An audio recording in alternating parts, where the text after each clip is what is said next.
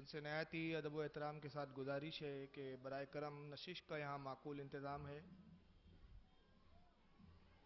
لہذا نشست پہ تشریف لائیں اور اطمینان و سکون کے ساتھ ذکر کو سماعت فرما کر ثواب دارین حاصل کریں۔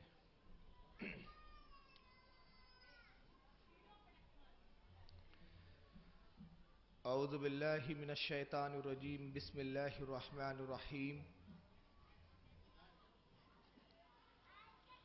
الحمدللہ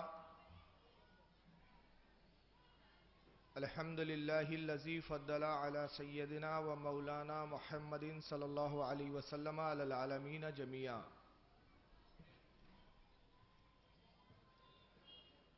وَأَقَمَهُ يَوْمَ الْقِيَامَةِ لِلْمُذْنِبِينَ الْمُتَلَوِّثِينَ الْخَطَّائِينَ الْحَالِقِينَ شَفِيعًا،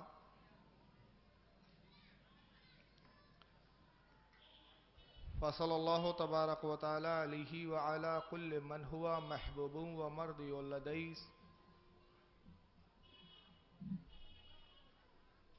صلاة تبقى وتدوم بدوام الملك الحي القيوم، ونشهد ان لا اله الا الله وحده لا شريك له،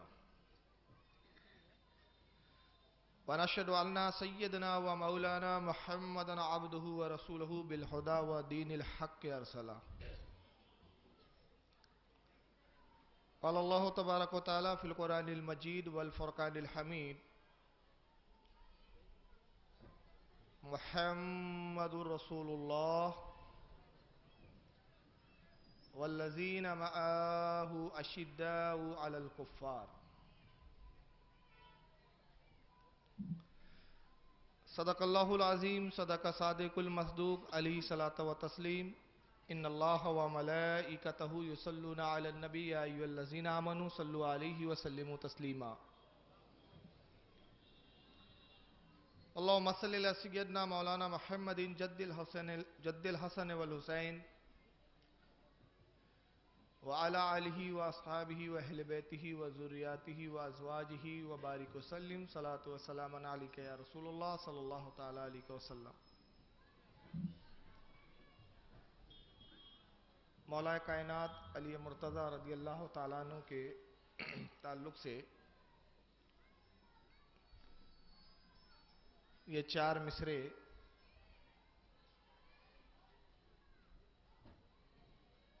کہ مظہر ذات حبیب کبریا بن گئے، مظہر ذات حبیب کبریا بن گئے، تنگ دستی میں دست خدا بن گئے، مظہر ذات حبیب کبریا بن گئے، تنگ دستی میں دست خدا بن گئے، عمر مشکل میں ساری گزاری مگر ساری دنیا کے مشکل کشا بن گئے،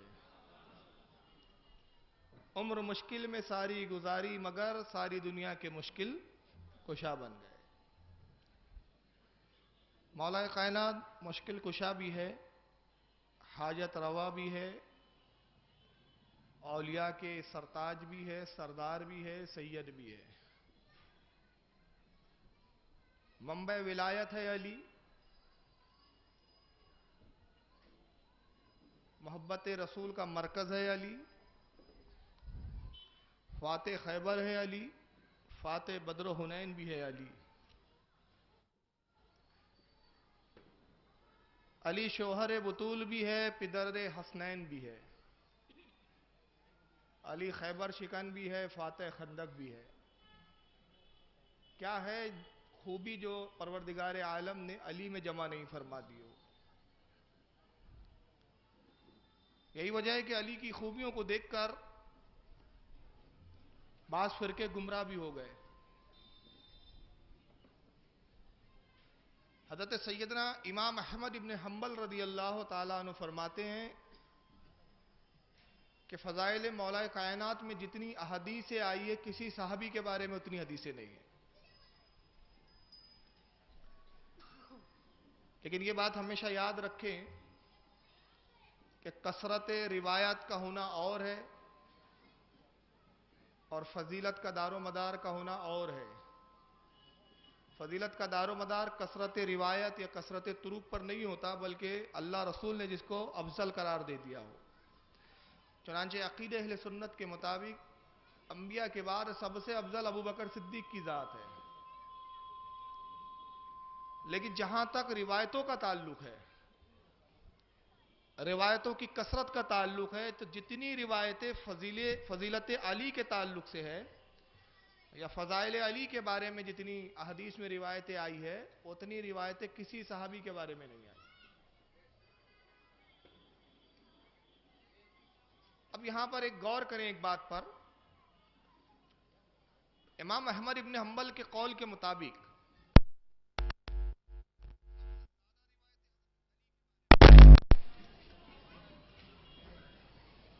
اب جو کچھ نبی نے بیان کیا اور جو کچھ واقعات ہوئے،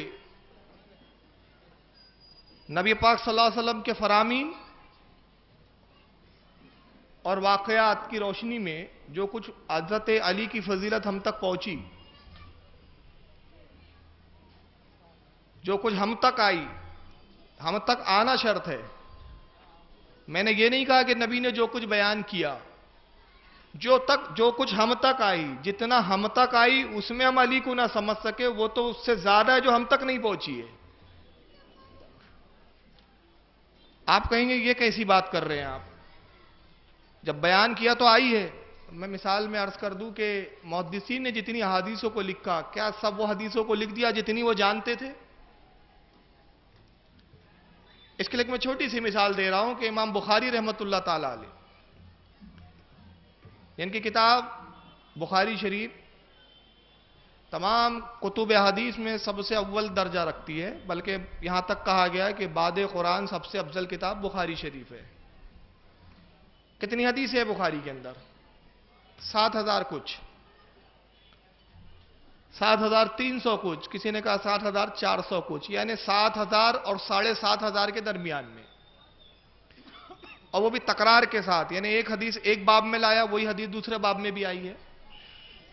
اگر وہ تکرار کے ساتھ والی حدیثوں کو ہم الگ الگ کر دیں اور صرف وہ حدیثیں جو ڈبل ٹیبل آئی ہے اس کو ایک ہی شمار کرے، تو بخاری میں مشکل سے 3,000 حدیثیں ہے۔ اب بخاری شریف میں 3,000 حدیث ہے، تو کیا امام بخاری جتنا جانتے تھے اتنا لکھا؟ نہیں۔ خود امام بخاری رحمت اللہ علیہ بخاری کے مقدمے میں فرماتے ہیں، جس کو حضرت علامہ ابن حجر جو ہے شافعی، حضرت امام حجر اسقلانی، حضرت امام ابن حجر قسطلانی، یہ اسقلانی الگ ہے، قسطلانی الگ ہے، وہ امام شہاب الدین قسطلانی اور یہ ابن حجر اسقلانی، یہاں تھوڑا سا کنفیوز ہوتا ہے لوگوں کو۔ یہ دونوں حضرات نے بخاری کی شرح لکھی۔ فتح الباری شرح بخاری کے نام سے ابن حجر اسقلانی نے لکھی، اسی طرح عمدۃ القاری حضرت علامہ بدر الدین عینی رحمت اللہ علیہ کی بخاری کی شرح۔ یہ تمام لوگ حضرت امام بخاری کا قول نقل کرتے ہیں کہ امام بخاری فرماتے ہیں مجھے 2 لاکھ حدیثیں یاد ہے۔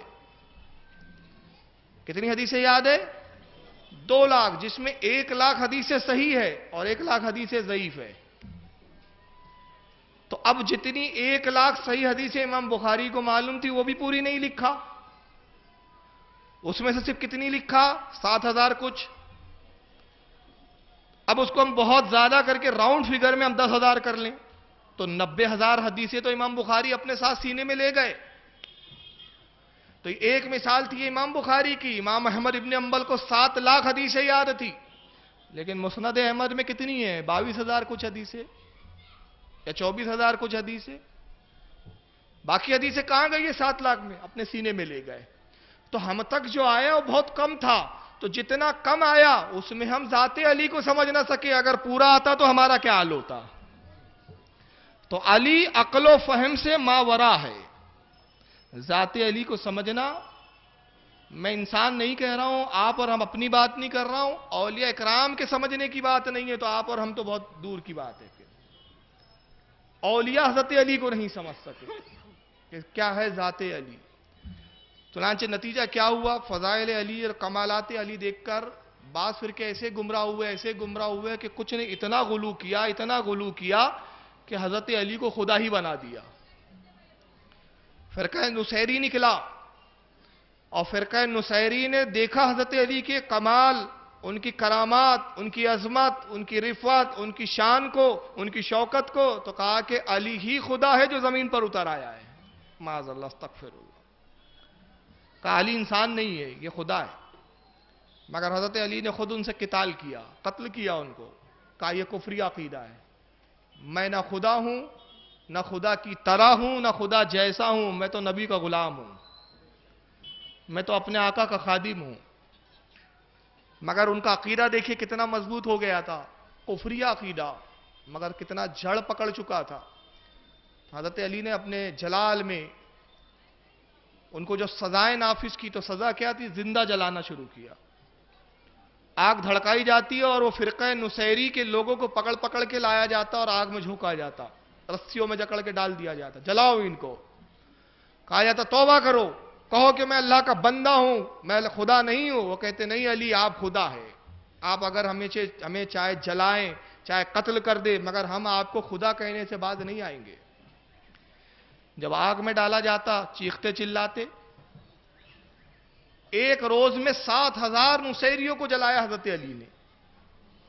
اب جو بچ گئے ان سے کہا کہ تم نے دیکھا ان کا انجام، جنہوں نے مجھے خدا کہا، میں نے ان کے ساتھ کیا معاملہ کیا، ان کا انجام تمہاری نگاہوں کے سامنے، توبہ کر لو۔ تو انہوں نے کہا کہ اے مولا کائنات، آپ نے جو فعل انجام دیا، جو جلایا، اس جلانے کے عمل سے ہمارا عقیدہ اور مضبوط ہو گیا۔ ہم کچھ شبے میں تھے، مگر اب تو یقین کی منزل پر پہنچ چکے کہ آپ ہی خدا ہے، اس لیے کہ جلانا یہ اللہ کی صفت ہے۔ اللہ نے جہنم بنایا ہے جہنمیوں کے لیے، اگر آپ خدا نہ ہوتے تو یہ دنیا میں جہنم کیوں دکھاتے؟ یعنی اندازہ لگائیے گمراہیت کی حدیں، گمراہیت کی جڑیں۔ مگر یہ گمراہیت کس سبب سے تھی؟ فضائل علی کو دیکھا انہوں نے۔ اور ایک فرقہ ایسا بھی ہوا جس نے فضائل علی کو دیکھ کر اتنا بغض کیا، اتنی حسد کیا، کہا کہ اتنی فضیلت، اتنی عظمت، اتنی شان، اتنی بلندیاں، اتنا بغض، اتنا حسد پالا کہ خارجی ہو گئے۔ اور معاذ اللہ کہہ دیا کہ علی جن فضیلتوں کا دعویٰ کرتے ہیں، دوسرے لفظوں میں خدا ہونے کا دعویٰ کرتے ہیں، اور یہ اپنا حکم نافذ کرتے ہیں، اپنے خدائی کا اعلان کرتے ہیں، لہذا علی خود معاذ اللہ کافر ہے۔ انہوں نے علی کو کافر کہہ دیا۔ حضرت علی نے ان سے بھی جنگ کی، یہ فرقہ خوارج کہلایا، اور اسی فرقے کے ایک شخص نے بعد میں آپ کو شہید بھی کیا۔ خوارجوں نے آپ کو کافر تک ڈکلیئر کر دیا۔ اللہ کے رسول نے ایک مرتبہ علی کو دیکھا اور کہا اے علی، تمہارے تعلق سے میری امت میں 3 گروہ ہو جائیں گے۔ اور یہ حدیث ہمارے اہل سنت کی کتابوں میں تو ہے ہی، میں بتا دوں کہ شیعوں کی سب سے معتبر کتاب، جس کو قرآن کے بعد سب سے افضل مانتے ہیں، جس کا نام ہے نہج البلاغہ، خطبات علی کی کتاب مانتے ہیں۔ وہ کہتے ہیں یہ علی کے خطبات ہے، علی کی، خود اس کو علی نے بیان کیا، اور شیخ ردی جو ان کے ایک محدث ہے اہل تشیع حضرات کے، اس نے اس کو جمع کیا ہے۔ اور شیعوں کا یہ بھی عقیدہ اس تعلق سے کہ یہ کتاب بارگاہ امام مہدی میں مقبول ہو گئی ہے۔ نہج البلاغہ میں بھی یہ روایت موجود کہ رسول اللہ نے حضرت علی کو دیکھا اور کہا علی، میری امت میں تیرے سبب سے 3 گروہ ہوں گے، تو یہ حضرت عیسیٰ سے خاص نسبت ہے، میری امت میں تیری مثال عیسیٰ کی طرح ہے۔ عرض کہ یا رسول اللہ، وہ 3 گروہ مجھ سے کیوں ہوں گے، میرے سبب سے کیوں ہوں گے، اور وہ 3 گروہ کیا ہوں گے، ان کی کیا عقائد ہوں گے، کیا نظریات ہوں گے؟ سرکار نے ارشاد فرمایا کہ علی، جس طرح عیسیٰ کے ماننے والے 3 گروہوں میں بٹے، اس طرح میری امت بھی تیرے سبب سے 3 گروہ میں بٹیں گی۔ عیسیٰ کے ماننے والوں میں گروہ وہ تھا جس نے عیسیٰ کو خدا کا بیٹا کہا اور کافر ہوگا، شرک کیا انہوں نے، خدا کی ذات میں عیسیٰ کو شریک کیا اور کہا خدا کا بیٹا ہے عیسیٰ۔ دوسرا گروہ وہ تھا کہ انہوں نے عیسیٰ کو جھٹلایا، اس کی پیغمبری کا انکار کیا اور اس کو سولی دینے کی اور مارنے کی کوشش کی۔ اور تیسرا گروہ وہ تھا کہ جو اعتدال پہ رہا، جنہوں نے عیسیٰ کو خدا کا بندہ مانا، خدا کا رسول مانا، خدا کا پیغمبر مانا، نہ انہوں نے عیسیٰ کی توہین کی، نہ عیسیٰ کی تکفیر کی، نہ عیسیٰ کو گھٹایا اور نہ عیسیٰ کو بڑھا کر خدا کا بیٹا بنایا۔ وہ حق پر رہا وہ گروہ۔ اے علی، تیرے تعلق سے بھی میری امت میں ایسا ہی ہونے والا ہے۔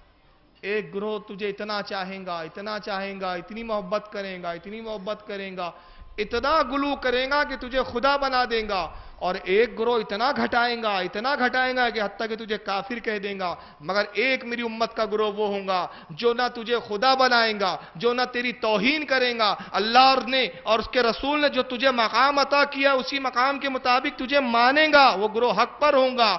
آج میں بڑے فخر سے کہتا ہوں الحمدللہ وہ گروہ اہل سنت والجماعت کے علاوہ کوئی گروہ نہیں ہے۔ ہم نے علی کے فضائل کو اعتدال پر رکھا ہے، ہم فضائل علی کے نہ منکر ہے اور نہ ان کی ذات میں غلو کرتے ہیں، ہم درمیان میں رکھتے ہیں علی کو۔ تو آج اہل سنت والجماعت ہے جو علی کی محبت بھی کرتی ہے اور علی کی توہین سے بچتی بھی ہے۔ تو علی کی فضیلت کا حد و شمار نہیں ہے، اور یہ فضیلت علی کو میسر کہاں سے آئی تھی؟ اس لیے کہ ایمان لانے والوں میں سب سے پہلے ہے علی۔ اس پر اختلاف ہوا علماء میں کہ سب سے پہلے ایمان علی لائے یا حضرت ختیجہ لائی یا حضرت ابوبکر صدیق لائے، اور اس پہ ایک زمانے تک علماء میں اختلاف ہوتا رہا۔ حضرت علی فرماتے ہیں کہ میں نے سب سے پہلے رسول اللہ کے ساتھ نماز پڑھی۔ امام نسائی رحمت اللہ علیہ نے فضائل علی پر ایک مستقل کتاب لکھی، یہاں موجود بھی ہے میرے پاس، ٹیبل پر ہی ہے، اس کا نام ہے خصائص امیر المومنین علی ابن ابی طالب، اور اس کتاب کے لکھنے کے سبب سے امام نسائی کو شہید کیا گیا تھا۔ ایک دور وہ تھا بنو امیہ کا، یزید کے بعد بنو امیہ کا ایک دور وہ آیا کہ ممبر پر حضرت علی کو گالی بکی جاتی تھی۔ یزیدیوں کا ظلم و ستم صرف امام حسین تک نہیں رہا کہ آپ سوچ رہے کربلا ہو گئی بات ختم ہو گئی، کربلا کے بعد بھی یہ حالات رہے، علی کو ممبر پر گالی بکی جاتی۔ حضرت امام نسائی جب دمشق پہنچے جو یزید کی راجدھانی ہوا کرتی تھی، دیکھا کہ ممبر پہ علی کو گالیاں بکی جاتی ہے۔ جمعے کے خطبوں میں اللہ رسول کا ذکر کرنے کے بجائے خطیب ممبر پہ کھڑا ہوتا ہے اور علی کو گالیاں بکتا ہے، اہل بیت کو گالیاں بکتا ہے۔ تو امام نسائی رحمت اللہ علیہ نے اس وقت افسوس کا اظہار کیا اور فضائل علی پر ایک مستقل کتاب لکھی، خصائص علیہ، خصائص امیر المومنین علی ابن ابی طالب، اور اس کتاب کو لے کر دمشق کی جامع مسجد میں آپ پہنچے، اعلان کیا کہ آج میں واز کہوں گا۔ لوگ جمع ہو گئے کہ امام نسائی آئے، واز کہیں گے، دیکھیں کیا واز کہتے ہیں۔ کھڑے ہوئے انہوں نے پہلی حدیث تلاوت کی، اسی کتاب سے پڑھنا شروع کیا۔ حضرت علی کی فضیلت میں تھی وہ حدیث، بس جیسی پڑھا تو شور اٹھا، نسائی بند کرو اس کو پڑھنا۔ کیا تمہارے پاس فضیلت معاویہ پر کوئی حدیث نہیں ہے؟ امیر معاویہ کی فضیلت میں کوئی حدیث نہیں ہے، وہ پڑھو۔ بنو امیہ کی فضیلت میں کوئی حدیث پڑھو۔ امام نسائی نے کہا فضیلت میں حدیث ہو تو پڑھوں نا، میرے پاس کوئی حدیث نہیں ہے ایسی جو امیر معاویہ کی فضیلت پر دلالت کرتی ہو۔ لوگوں تم علی کو گالیاں بکتے ہو، آؤ میں تمہیں مقام علی بتاؤں۔ پھر پڑھنا شروع کیا، ابھی پڑھ ہی رہے تھے کہ اہل دمشق نے پتھر مارنے شروع کیے، اور اتنے پتھر مارے کہ آپ زخموں سے چور ہو گئے، خون آپ کے جسم سے بہنے لگا، آپ پہ غشی طاری ہوئی، بے ہوشی کی حالت میں آپ کے چاہنے والے اس مسجد سے لے کر نکلتے ہیں، اور جب ایک محفوظ مقام تک لے کے گئے تو آپ درد سے کرا رہے تھے، اور حال یہ ہوا کہ آپ کا اسی زخموں سے اور اسی خون کے بہنے کے سبب سے وصال ہو گیا، آپ کی شہادت واقع ہو گئی۔ تو ایک دور یہ بھی آیا کہ علی کی فضیلت بھی سننا نہیں چاہتے تھے، ایک دور وہ بھی آیا کہ علی کو اتنا بڑھایا کہ خدا بنا دیا۔ مگر ہم اہل سنت والجماعت نہ بڑھاتے ہیں نہ گھٹاتے ہیں، ہم ذکر علی بھی کرتے ہیں، ذکر صحابہ بھی کرتے ہیں۔ تو میں عرض کر رہا تھا کہ حضرت علی کہتے میں سب سے پہلے ایمان لایا، امام نسائی نے اس کا باب ہی قائم کیا کہ سب سے پہلے میں نے رسول اللہ کے پیچھے نماز پڑھی۔ مگر حضرت ابوبکر صدیق کے تعلق سے بھی روایت آتی ہے کہ ابوبکر صدیق کہتے ہیں کہ رسول اللہ نے پیر کے دن اعلان نبوت کیا، یا جبریل پیر کے دن آپ پر نازل ہوئے، اور منگل کی صبح رسول اللہ نے سب سے پہلے مجھ سے کہا اے ابوبکر میں اللہ کا رسول بنا کر مبعوث کیا گیا ہوں، اور میں نے کلمہ فوراً پڑھ لیا، اس لیے میں ایمان لانے والوں میں سب سے پہلا۔ تیسری روایت آتی ہے کہ رسول اللہ جب آئے غار ہیرا سے تو حضرت ختیجہ سے کہا کہ میں اللہ کا نبی ہوں، تو حضرت ختیجہ نے کلمہ پڑھا، تو پہلے ایمان لانے والی حضرت ختیجہ رضی اللہ تعالیٰ۔ اختلاف چلتا رہا، کسی نے کہا نہیں پہلے ابو بکر ہے ایمان لانے والے، کسی جماعت نے اصرار کیا نہیں علی ہے پہلے ایمان لانے والے نے، ایک جماعت نے اصرار کیا نہیں خدیجۃ الکبریٰ ہے پہلے ایمان لانے والی، اور بعض نے کہا کہ حضرت زید بن حارث ہے سب سے پہلے ایمان لانے والے جو رسول اللہ کے غلام ہیں، اور وہ اس لیے ہے کہ غار ہیرا میں کھانے کا ٹفن لے جاتے تھے رسول اللہ کے لیے، تو جب یہ گئے کھانے لے کے تو رسول اللہ غار ہیرا سے اتر رہے تھے، سب سے پہلے زید ابن حارث کو کہا کہ میں رسول بنا کر مبعوث کیا گیا ہوں، زید ابن حارث نے کلمہ پڑھ لیا، لہذا وہ پہلے ایمان لانے والے ہوئے۔ مگر اس اختلاف کو امام اعظم ابو حنیفہ نے بڑے بہترین انداز میں حل کیا، کہا اس میں اختلاف کرنے کی ضرورت نہیں، اس میں لڑنے اور جھگڑنے کی ضرورت نہیں، آؤ ہم اس طرح اس پہ معاہدہ کر لیں اور اس پر ایک درمیانی اعتدال کی راہ نکالے کہ سب سے پہلے ضعیفوں میں بڑی عمر والوں میں ایمان لانے والے ابو بکر، بچوں میں علی، عورتوں میں ختیجہ اور غلاموں میں زید ابن حارث، اس کو اس طرح تقسیم کر لیا جائے، اختلاف کو ختم کر دیا، کہا بڑی عمروں میں سب سے پہلے جس نے ایمان لایا وہ ابو بکر ہے، بچوں نے جس میں سب سے پہلے ایمان لایا وہ علی ہے، اور عورتوں میں جس نے سب سے پہلے ایمان لایا وہ خدیجۃ الکبریٰ ہے۔ اب علی نے ایمان لایا کب؟ امام ابو حنیفہ نے فرمایا نا بچوں میں لایا، تو کتنے سال کے بچے تھے جب علی نے ایمان لایا؟ اور کون سا موقع تھا جب اظہار ایمان علی نے ڈنکے کی چوٹ پر کیا؟ وہ موقع تھا جب رسول اللہ نے علی کو بلایا، کہا علی جبریل آئے، مجھ پر وحی نازل ہوئی اور ارشاد ہوا ہے کہ میں اپنی نبوت کا اعلان کروں، وقت آ گیا ہے کہ میں اظہار کروں کہ میں اللہ کا نبی ہوں، جاؤ قریش کو جمع کرو، تمام اہل قریش کے سرداروں کو بلاؤ۔ حضرت علی جاتے ہیں اور دعوت دیتے ہیں، ابو لہب کے پاس پہنچے کہ آج میرے بھائی محمد صلی اللہ علیہ وسلم کیا دعوت ہے تمہاری، دعوت میں آؤ۔ ابو جہل کے پاس پہنچے، عتبہ کے پاس، شیبہ کے پاس، ولید بن مغیرہ کے پاس، جتنے کفار عرب کے سردار تھے سب کے پاس۔ اللہ کے نبی نے ایک اونٹ کو ذبح فرمایا، ایک اونٹ ذبح کیا اپنے دست مبارک سے، اونٹ کا گوشت کچھ بھونا گیا، کچھ کا سالن بنایا گیا، کچھ کے کباب تیار کیے گئے، ایک شاہی دعوت کا اہتمام کیا اللہ کے نبی نے۔ اور اس کے بعد جب سارے مہمان آ گئے تو علی سے کہا کہ اے علی ان کے سامنے کھانے پروسو، پکوان رکھ دو، دسترخوان سجایا گیا، سب نے شکم شیر ہو کر پیٹ بھر کر کھایا، اور رسول اللہ ان کو کھاتا ہوا دیکھ رہے ہیں۔ اور عرب کی خوراک کیا ہوتی تھی معلوم ہے آپ کو؟ بات آ گئی ہے تو میں عرض کرتا چلوں، ایک عرب کا کلچر بھی بتا دوں زمانے جہالت کا، 7 سے 8 لوگ مل کر ایک اونٹ صاف کر جاتے تھے، یہ خوراک تھی عرب کے لوگوں، اتنے کھانے میں حریص ہوتے تھے۔ اور ایک حدیث پاک ہے، زیادہ کھانا کوئی فضیلت کا حامل نہیں ہے، لوگ سمجھتے زیادہ کھاؤ صحت بنے گی، ایسا کچھ نہیں ہے، ماں باپ بچے پہ اصرار بھی کرتے، کھاتا نہیں ہے، کھا، ٹھوس ٹھوس کے کھلاتے، یہ کوئی فضیلت کا سبب نہیں ہے۔ ایک صحابی ایک کافر ایمان لاتا ہے رسول اللہ پہ، مشہور ہے اس کے بارے میں کہ ناشتے میں ایک بکرا کھاتا تھا، ایک دمبا کھا جاتا تھا پورا ناشتے میں، پورا ایک دمبا صاحب۔ اب ناشتے کا یہ حال ہے تو دوپہر کے کھانے کا کیا حال ہوں گا؟ سرکار پر ایمان لائے، اللہ کے نبی کے سامنے کچھ کھجوریں رکھی ہوئی ہے، رسول اللہ نے کلمہ پڑھایا اور فرمایا آؤ کھجوروں میں شامل ہو جاؤ، تم بھی کھاؤ۔ اب وہ سوچ رہا میں کھانے بیٹھا تو رسول اللہ بھوکے رہ جائیں گے، اپنی خوراک تو اتنی تیز ہے، کہتا ہے یا رسول اللہ آپ ہی کھائیے، کہا کہ آؤ تم بھی شریک ہو جاؤ۔ تو صحابی کہتے ہیں میاں انکار نہ کرو، یہ تمہارے لیے بڑا فضیلت کا سبب ہے کہ رسول اللہ اپنے کھانے میں آپ کو شریک کر رہے ہیں، اس سے بڑھ کر تمہاری خوش قسمتی کیا ہوں گی، کھا لو۔ انہوں نے ایک کھجور کھائی، کھایا، دوسری کھجور کھائی، 2 کھجور کے بعد ایک ڈکار آئی، پانی مانگا، پانی پی لیا۔ رسول اللہ نے کہا کھاؤ، کھجوریں رکھی ہوئی ہے اور بھی۔ عرض کرتے یا رسول اللہ قسم وحدہ لا شریک کی، جس نے آپ کو حق کے ساتھ مبعوث کیا، میرا شکم بھر چکا ہے، اب ایک کھجور کھانے کی بھی گنجائش نہیں ہے۔ اللہ کے نبی بڑے تعجب کی بات ہے، جب میں کافر تھا، حالت کفر میں تھا، ایک بکرا ناشتے میں کھایا کرتا تھا، ایک دمبا کھایا کرتا تھا، مگر آج 2 کھجوروں سے سیر ہو گیا ہوں۔ اللہ کے نبی میرے بات یہ سمجھ میں نہیں آئی۔ نبی مسکرائے، فرمایا کافر 2 آنتوں سے کھاتا ہے، مومن 1 آنت سے کھاتا ہے۔ یہ زیادہ کھانا کفاروں کی صفت ہے، مومن کی یہی وجہ ہے کہ لوگ تعجب کرتے ہیں کہ بزرگان دین 40 دن بھوکے کیسے رہتے تھے۔ وہ بھوکے اس لیے رہتے تھے کہ ان کا ایمان مضبوط رہا کرتا تھا، ہم کھاتے اس لیے رہتے کہ ایمان میں کمزوری آ گئی ہے۔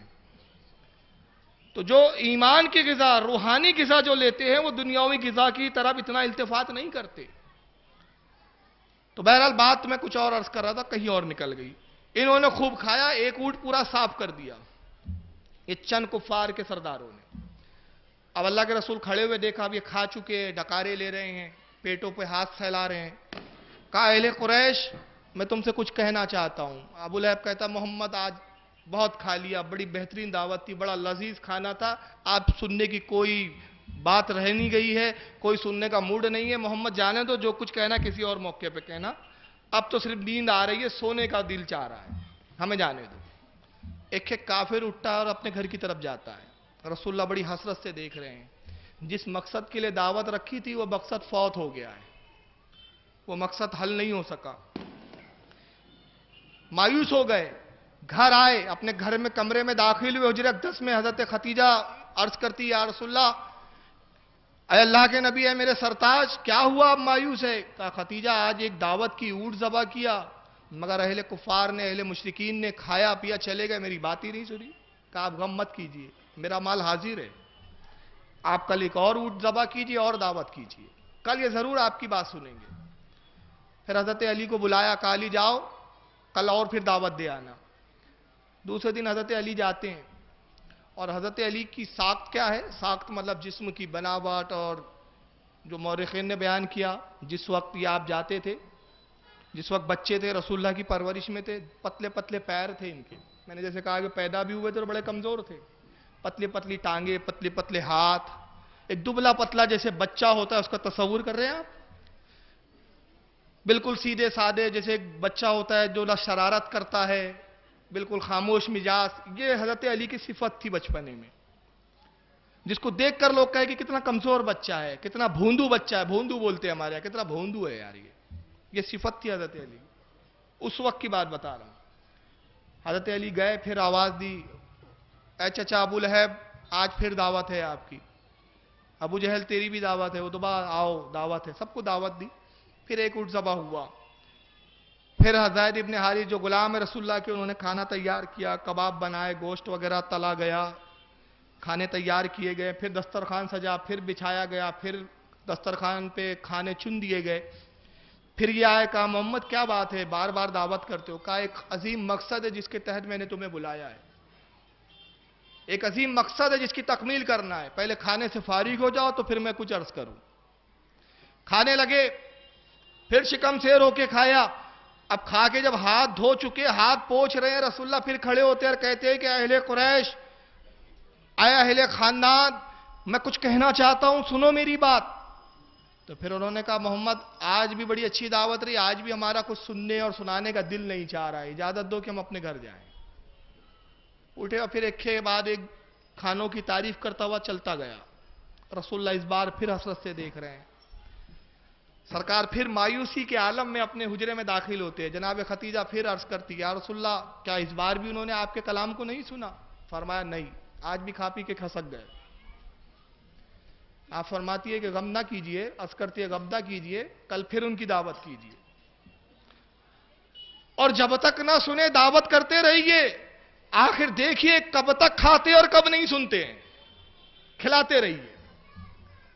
پھر اونٹ ذبح ہوا، تیسری بار دعوت ہو رہی ہے. رسول اللہ پھر حضرت علی کو دعوت کے لیے بھیجتے ہیں. علی پھر جاتے ہیں، سب کو دعوت دیتے ہیں، اور اس کے بعد دعوت دے کے سب کو جمع کیا، اور اس کے بعد پھر کھانے چن دیے گئے، پھر سب نے کھایا. اب اس بار پھر اٹھ کر جانا چاہتے ہی تھے کہ رسول اللہ نے ابو لہب کا ہاتھ پکڑ لیا. کہا چچا ابو لہب بیٹھ جاؤ، میں تمہیں اللہ کا واسطہ دیتا ہوں، میری بات سن لو آج. تو ابو جہل بھی کہتا ہے بھائی ابو لہب آج سن ہی لو، آخر کیا بات ہے، محمد روز دعوت کرتا ہے اور کچھ کہنا چاہتا ہے، یہ تو بہت بے غیرتی ہے کہ ہم کھاتے اور کھسک جاتے اور سنتے ہی نہیں ہیں، آج کم سے کم سن ہی لیتے ہیں محمد کہنا کیا چاہتا ہے. کہو بھتیجے کیا کہنا چاہتے ہو، کیا بات کہنی ہے، سو کہو آج ہم سنیں گے تمہاری بات. اور رسول اللہ کھڑے ہوئے، اللہ کی حمد و ثنا بیان کی، ارشاد فرمایا لوگو تم مجھے کیسا جانتے ہو. دیکھیے رسول اللہ کا طریقہ تبلیغ، لوگو تم مجھے کیسا جانتے ہو. کہا محمد ہم نے تم کو بچپن سے لے کر جوانی تک جیسا پایا، قسم خدا کی پورے عرب میں تم سے زیادہ سچا کسی کو نہیں دیکھا. محمد تم سے زیادہ شرم و حیا والا ہم نے کسی کو نہیں دیکھا. تم سے زیادہ امانت دار ہم نے کسی کو نہیں پایا، تم سے زیادہ امین ہم نے کسی کو نہیں دیکھا، تم سے زیادہ شریف ہم نے کسی کو نہیں دیکھا، تم سے زیادہ باغیرت ہم نے کسی کو نہیں دیکھا۔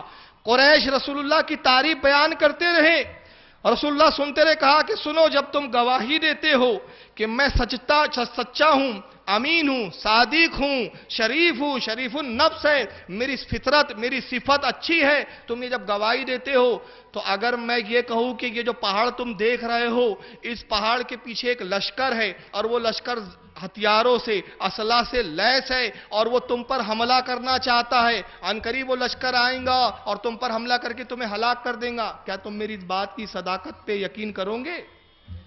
اس بات کو سچا جانو گے؟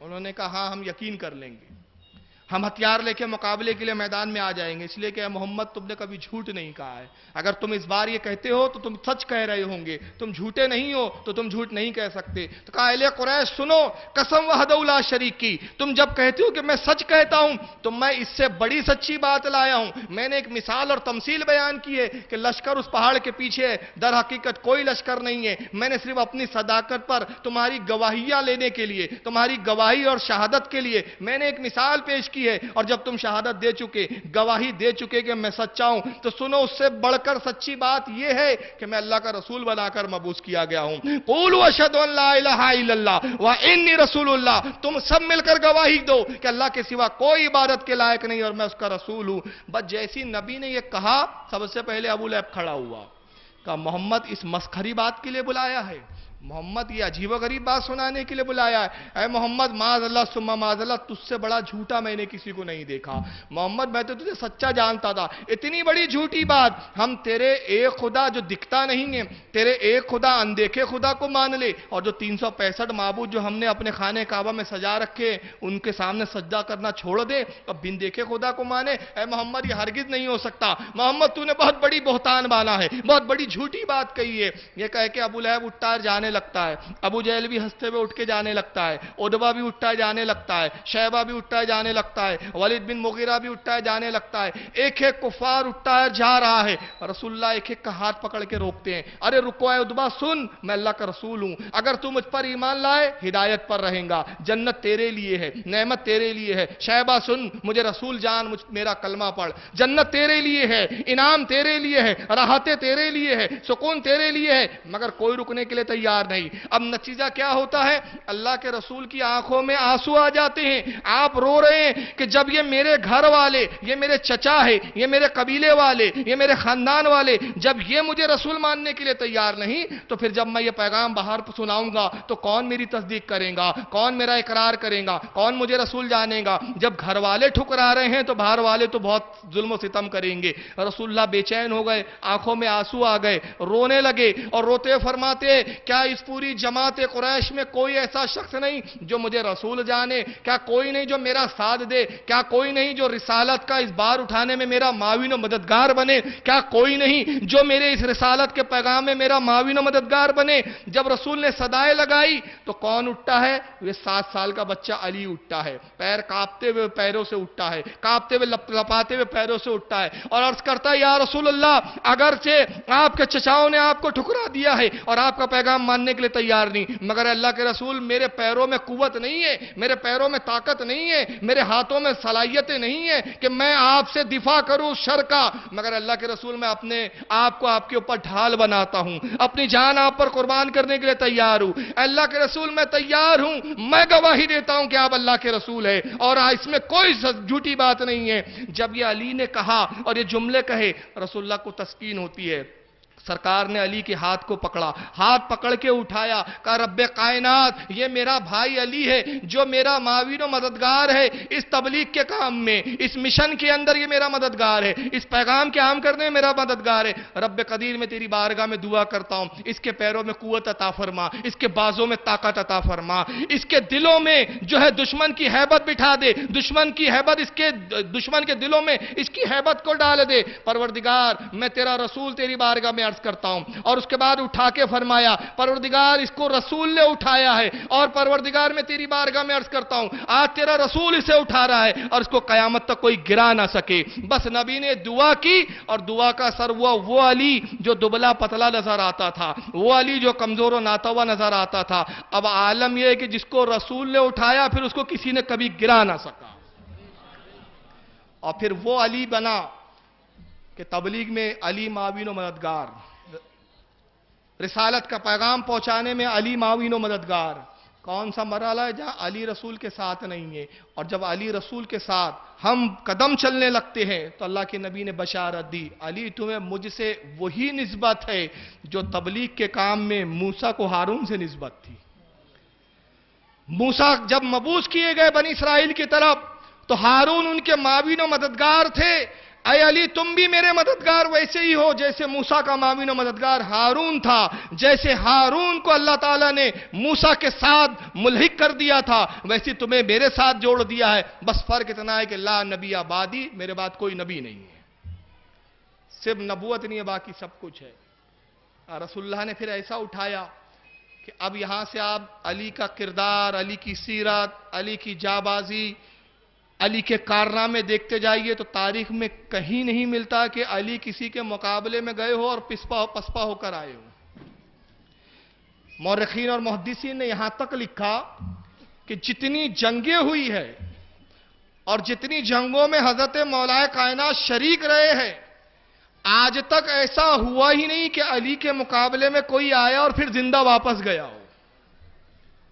اور دوسری بات جو بڑی خاص لکھی ہے محدثین نے اور مورخین نے, وہ یہ کہتے ہیں کہ پورے روئے زمین پر ایک سے ایک بہادر گزرے, ایک سے ایک جاباز گزرے, مگر حضرت علی کی شان یہ ہے کہ جب اپنے دشمن کو کبھی بھی مارا ہے تو صرف ایک ہی وار کیا اور دوسرے وار کی ضرورت نہیں پڑی ہے. یہ علی کی شان تھی. پوری زندگی حضرت مولا کائنات رسول اللہ کا ساتھ دیتے رہے. ہر تکلیف میں رسول کے ساتھ ہے مولا کائنات.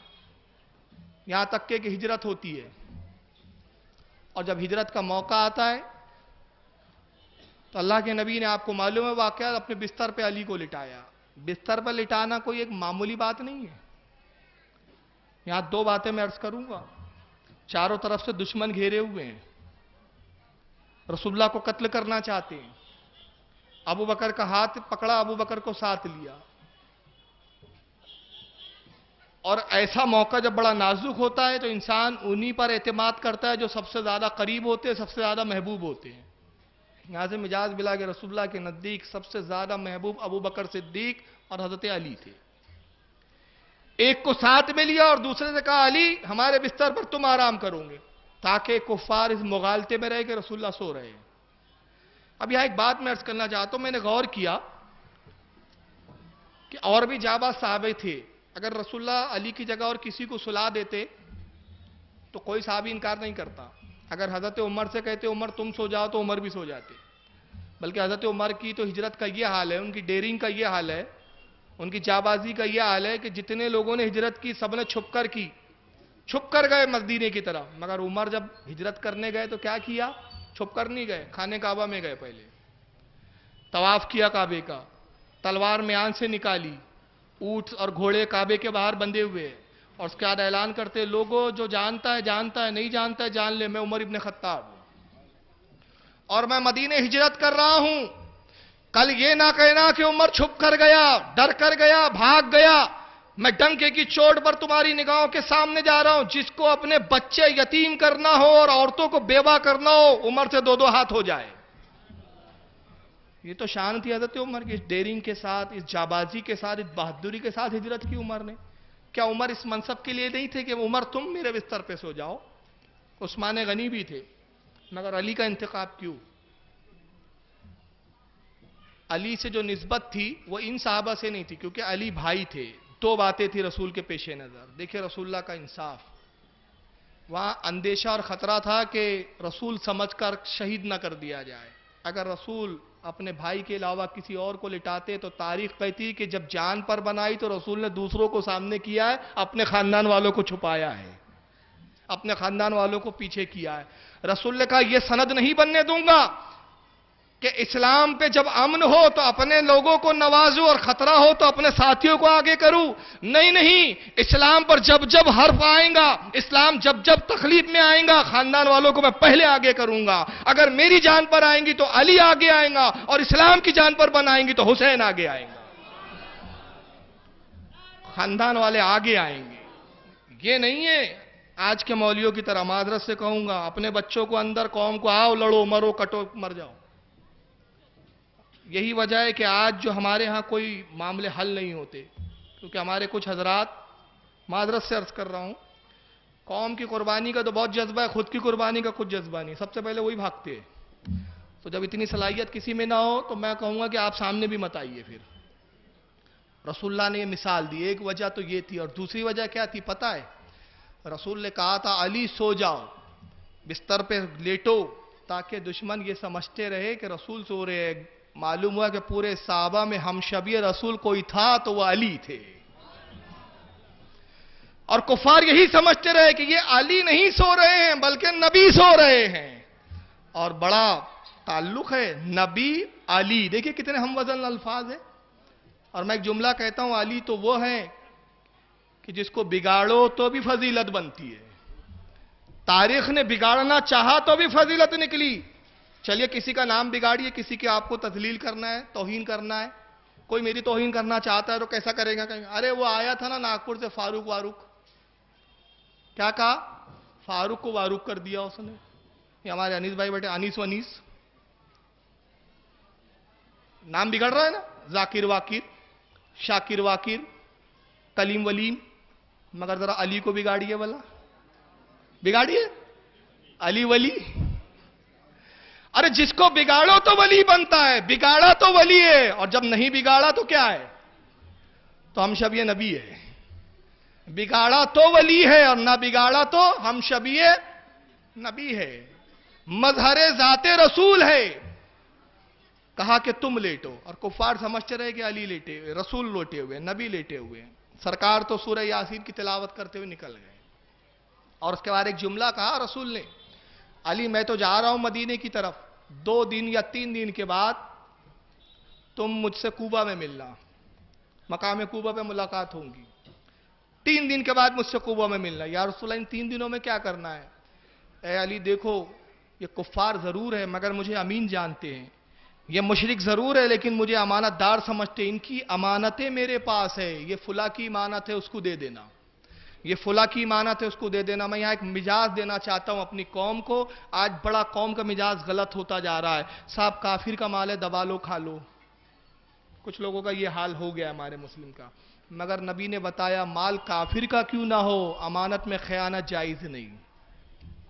مال تو مشرکین کا تھا نا، اور کن مشرکین کا تھا؟ جو نبی کے دشمن تھے، قتل کرنا چاہتے تھے، مگر نبی نے ان کی امانتوں کو بھی لوٹانے کا حکم دیا، کہا یہ امانتیں لوٹا دینا، اور علی 3 دن کے بعد کوبہ میں مجھ سے ملنا۔ مولا کائنات فرماتے قسم وحدہ لا شریک کی، جس کے قبضہ قدرت میں میری جان ہے، میں جب بھی سویا ہوں موت کے کھٹکے رہے ہیں کہ ملک الموت نہ آ جائے، میری زندگی ختم نہ ہو جائے، مگر وہ 3 دن ایسے تھے کہ میں بے فکری کی نیند سویا اور مجھے یقین ہو گیا کہ میں مر نہیں سکتا، اس لیے کہ نبی نے کہا ہے کوبہ میں ملنا، گویا 3 دن نبی نے میری زندگی کی ضمانت لے لی ہے، نبی میری زندگی کا ضامن بن گئے ہیں۔ یہ ہے عقیدے صحابہ کے۔ حضرت علی نے امانتیں دی، 3 دن کے بعد آئے، لیکن اس سے پہلے ایک چیز بتا رہا ہوں، جب علی بستر رسول پر لیٹے ہوئے تو پروردگار عالم نے جبریل کو آواز دی، کہا جبریل دیکھ رہے ہو یہ علی ہے جو نبی کے بستر پہ سویا ہوا ہے، اسرافیل دیکھ رہے ہو یہ علی ہے جو نبی کے بستر پہ سویا ہے، رب کائنات دیکھ رہے ہیں۔ کہا اسرافیل ایسے کرو کہ تمہیں جو زندگی میں نے دی ہے اس میں سے کچھ زندگی اپنے بھائی جبریل کو دے دو۔ اسرافیل خاموش۔ جبریل سے کہا جبریل اسرافیل تمہارا بھائی ہے، تم بھائی کہتے ہو، بھائی مانتے ہو؟ رب کائنات اسرافیل کو میں بڑی محبت کرتا ہوں، جبریل اپنی زندگی کی کچھ عمر جتنی میں نے لکھی ہے اس کا کچھ حصہ اپنے بھائی اسرافیل کو دے دو۔ جبریل بھی خاموش۔ کہا تم ایک دوسرے سے محبت تو ضرور کرتے ہو مگر اپنی عمر دینے کے لیے تیار نہیں، مگر ایک علی ہے جو پوری زندگی دینے کے لیے تیار ہے. یہ ہے میرے نبی کا بھائی، جاؤ اور اس کی حفاظت کرو. جبریل اور اسرافیل زمین پر اترتے ہیں اور علی کی حفاظت فرما رہے ہیں. اب جب ابو جہل آیا، بہت دیر ہو گئی، نبی نکلے نہیں. جب صبح کا سفیدہ نمودار ہوا، یہ حجرے میں داخل ہوئے کہ رسول پر حملہ کرے. چادر الٹائی تو مسکراتے ہوئے علی تھے. کہا نبی کہاں ہے، محمد کہاں ہے؟ دیکھیں کیا جملہ کہا. یہ احتیاط بھی دیکھیں آپ. ہم ہوتے تو کہتے چل معلوم نہیں ہوتا تو یہ بھی جھوٹ. کہتے مدینے کی طرف چلے گئے، ہجرت کر گئے تو رسول اللہ کی خیانت ہو جاتی. سرکار نے ایک راز تارانہ طور پر آپ کو لٹایا اور خاموشی سے چلے گئے. سرکار صلی اللہ علیہ وسلم کے راز رہے کہ میں گیا کہاں ہوں تو یہ راز ظاہر ہو جاتا. مگر علی نے جواب کیا دیا؟ کہا کہاں ہے محمد، کہاں ہے تمہارے نبی؟ تو علی نے کہا وہیں ہے نبی جہاں ان کا پروردگار ان کو لے گیا. جہاں رب نے چاہا جہاں لے گیا وہیں ہے وہ. بہرحال یہ 3 دن کے بعد ملے، مدینے میں آئے. اور مدینے میں ہجرت آنے کے بعد 2 ہجری میں جنگ بدر واقع ہوتی ہے. جب ہجرت کر گئے تو وہاں طاقت بنی اور مشرکین نے دیکھا کہ یہ تو ہجرت کر کے نکل جانے میں بھی کامیاب ہوئے، اور نتیجہ یہ ہوا کہ مدینے میں اسلام پھیل رہا ہے، پھول رہا ہے. حملہ کرو، جنگ کی سازشیں ہوئی. ماحول ایسا کریٹ کیا گیا کہ محمد باہر نکلے، جنگ ہو. 2 ہجری میں جنگ ہوتی ہے، جنگ بدر.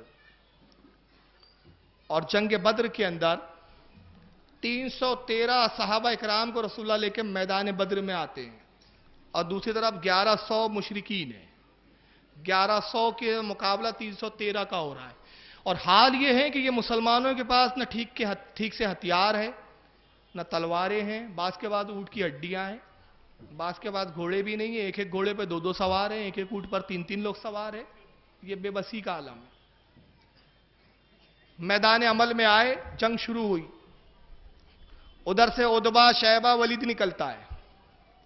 یہ عرب کے تینوں بڑے جانباز بہادر.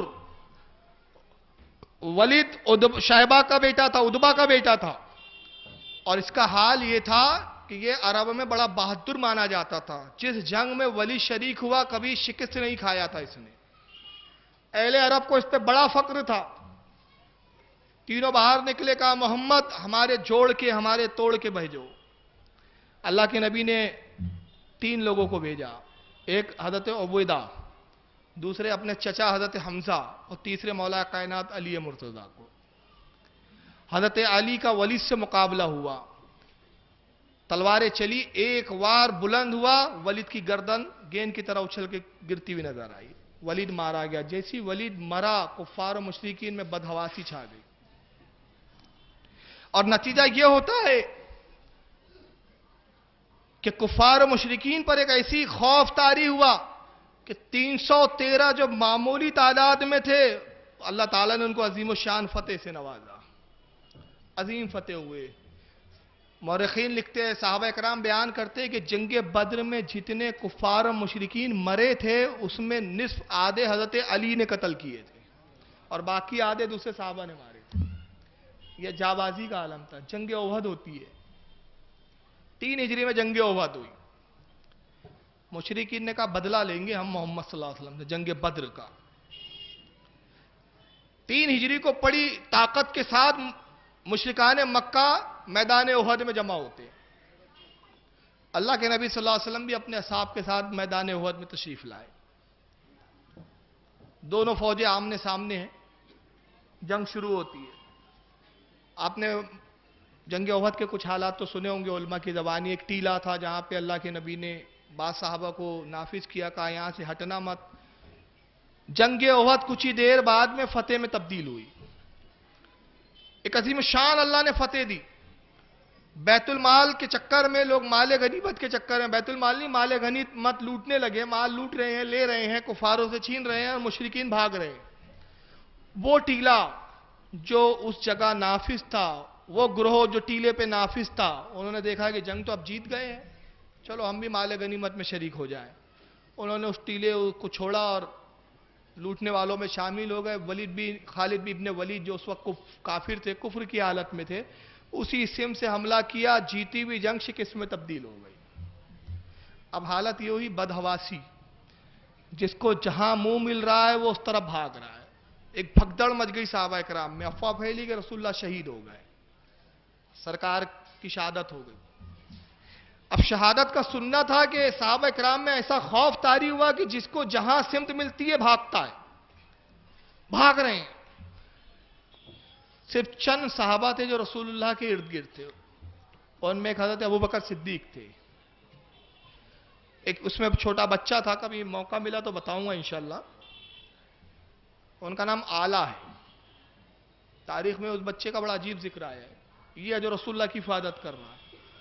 اور حضرت علی کا حال یہ ہے کہ رسول اللہ سے بہت دور ہے. اور یہ کچھ صحابہ وہ ہیں, حضرت عمر ہے, ابو بکر ہے, حضرت آلہ ہے, اور سعد بن ابی وقاص ہے, جو رسول اللہ کے ارد گرد گھیرے ہوئے ہیں اور دشمنوں پہ تیر مسلسل برسا رہے ہیں کہ سرکار کی طرف یہ نہ آئے. حضرت علی بہت دور ہے. افواہ آئی کہ رسول اللہ شہید ہو گئے. بس علی کے کان میں جملے آنا تھا کہ رسول شہید ہو گئے. خود مولا کائنات فرماتے کہ میں زمین پر گر پڑا, اور گرنے کے بعد میں نے سر زمین پہ رکھا اور رونا شروع کیا.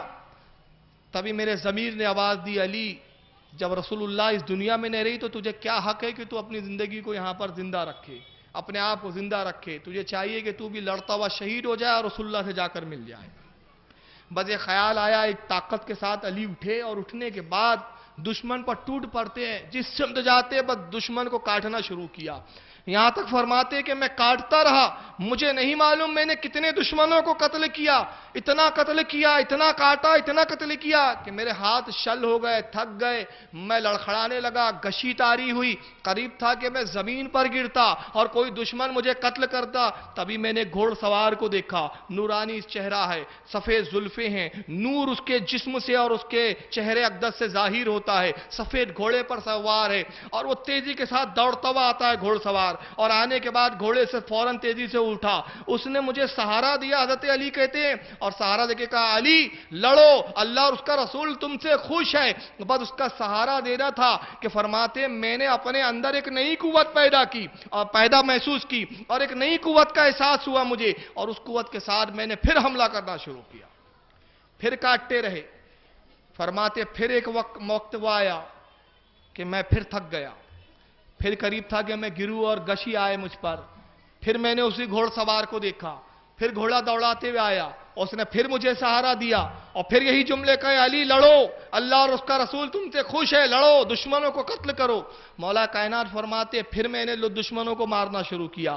دوسری بار بھی وہی معاملہ ہوتا ہے کہ پھر میں لڑتے لڑتے تھک گیا. قریب تھا کہ پھر میں زمین پر گر پڑوں. پھر تیسری بار وہ شخص آتا ہے, پھر مجھے سہارا دیتا ہے, پھر اٹھاتا ہے, اور اٹھانے کے بعد فرماتا ہے, اے علی لڑو, اللہ رسول تم سے راضی ہے. یہی جملے کہے. پھر میں نے لڑنا شروع کیا. کہتے ہیں کہ یہاں تک کہ میں نے دشمنوں کو کاٹے لڑتے لڑتے یہاں تک کہ میں نے رسول اللہ کو پا لیا.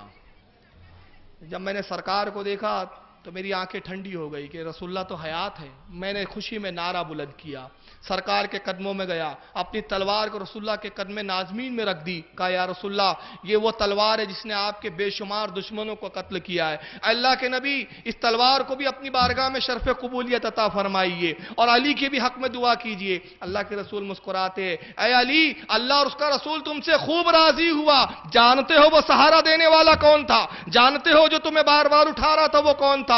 اللہ کے رسول جب یہ فرماتے ہیں تو علی عرض کرتے ہیں واللہ عالم ثم رسول عالم, اللہ رسول اس کو بہتر جاننے والے. فرمایا وہ جبریل تھا جو تمہیں سہارا دے کے اٹھا رہا تھا, وہ جبریل تھا جو تمہیں سہارا دے رہا تھا. یہاں تک کہ مدارج النبوت میں شاہ عبدالحق محدث دہلوی فرماتے ہیں کہ دروغہ رضوان کو حکم دیا جاتا ہے, ایک ندا کر, اعلان کر. اس نے آسمان سے پکارا اور وہ ندا پورے اہل اوہد نے سنی کہ رضوان جو دروغہ جنت ہے وہ کہہ رہا تھا, لا فتح الا علی, لا سیف الا ذوالفقار, کوئی نہیں ہے علی کے سوا بہادر, اور کوئی تلوار نہیں ہے سوائے ذوالفقار کے.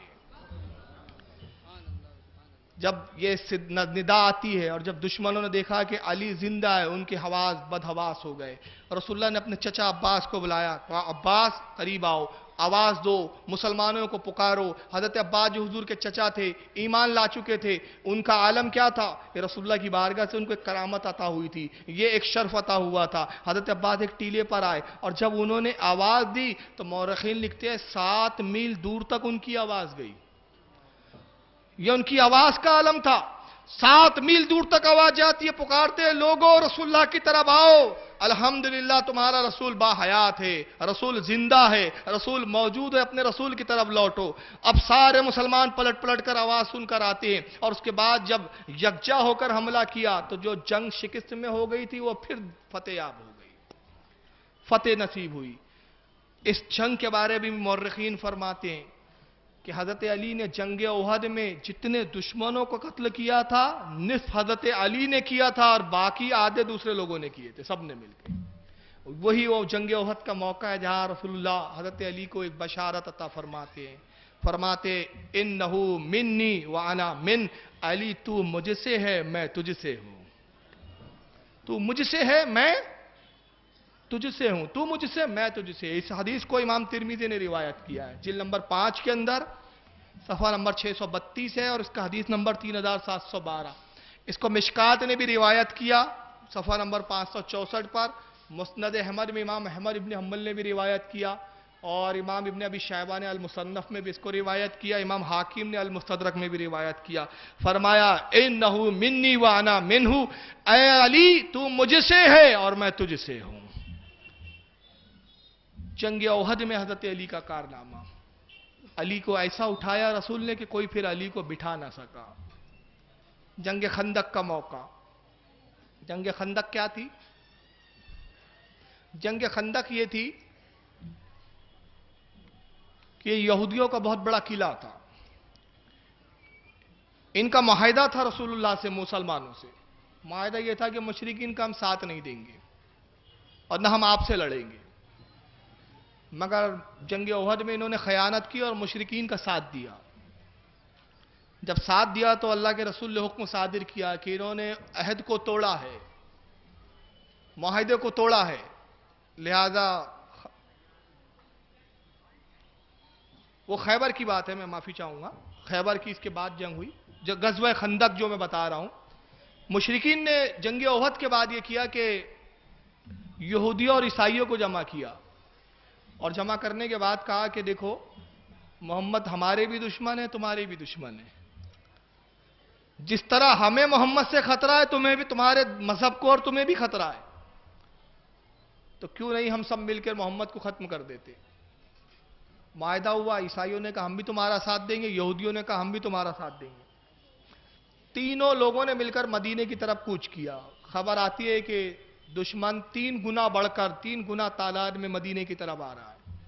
اب مسلمانوں کی تعداد اتنی نہیں کہ مقابلہ کیا جا سکے، تو اللہ کے نبی نے صحابہ کو جمع کیا، ایک میٹنگ بلوائی، فرمایا کہ جنگ کی تدبیریں کیا ہونی چاہیے.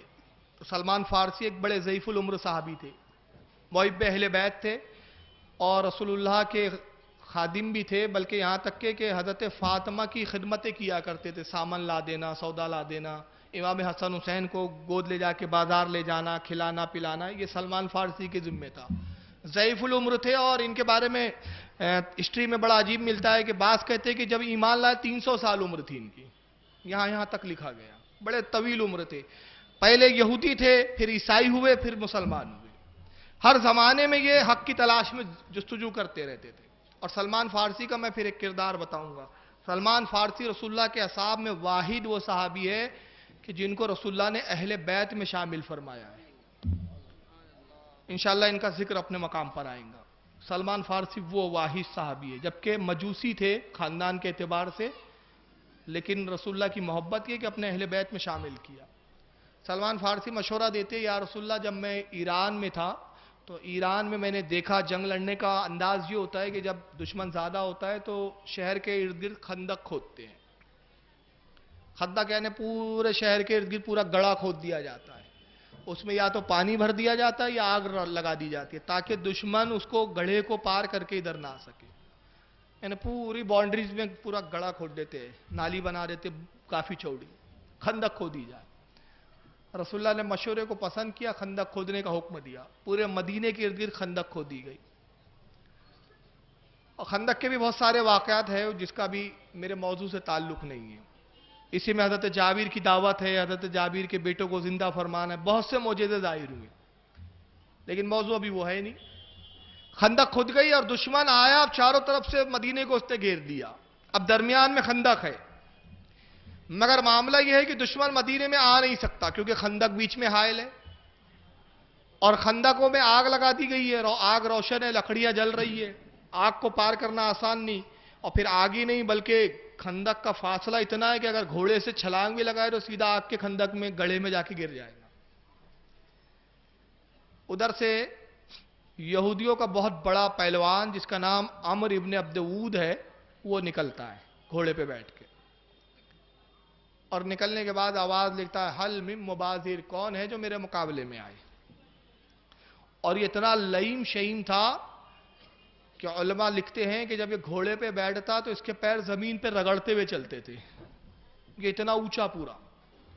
और कहा जाता था 1000 सवारों पर जो है ये गालिब आता है, 1000 पर भारी है, 1000 की फौज अगर इसके मुकाबले में आ जाए तो सबको मार डाले, इतना बहादुर था। और इसको बड़ा फक्र था यहूदियों को इसके ऊपर कि जिस भी जंग में गया था कभी शिकस्त नहीं खाई थी, और जब भी गया तो अपने दुश्मन को जिंदा नहीं छोड़ा।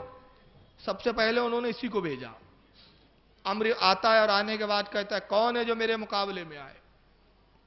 सहाबा इकराम ने जब उसकी जसामत देखी, उसका कद्दो कामत देखी, उसके बाजू, उसके सीने देखे तो एक खौफ तारी हुआ, कौन जाए इसके मुकाबले में, जो जाएगा मारा जाएगा। कोई बाहर नहीं निकला, बहुत देर तक चिल्लाता रहा, वापस चला गया। दूसरा दिन आता है, फजर के बाद जैसे ही सूरज तुलू होता है, सफेदी नमूदार होती है, फिर आता है घोड़े पे, फिर आवाज लगाता है, हल मिम मुबाजिर, कौन है जो मेरे मुकाबले में आए। दूसरे दिन भी साहबा में से कोई नहीं निकला, फिर वो चला गया। बहुत देर तक पुकारता रहा, चिल्लाता रहा, किसी ने तवज्जो नहीं दी, कोई आया नहीं, मुकाबले में चला गया, खंदक के उस पार चिल्ला रहा। तीसरा दिन आता है और तीसरा दिन उसने जुर्रत की कि अपने घोड़े पे बैठा और घोड़े को एड़ लगाई और उस खंदक पे ऐसी छलांग लगाई कि घोड़ा खंदक पार करके मदीने में दाखिल हो गया। अब मुसलमानों की फौज खड़ी है और वो घोड़ा उसने खंदक के बिल्कुल किनारे रोक दिया और कहता है कि तुम्हें मेरी बहादुरी का इससे तो अंदाजा हो गया होगा कि वो खंदक जिसके बारे में तुम सोच रहे थे कोई पार नहीं कर सकता, मैंने उसको पार कर लिया है। ऐ मोहम्मद, क्या तुम्हारे मानने वालों में कोई जाबाज और बहादुर नहीं जो मेरे मुकाबले में आए।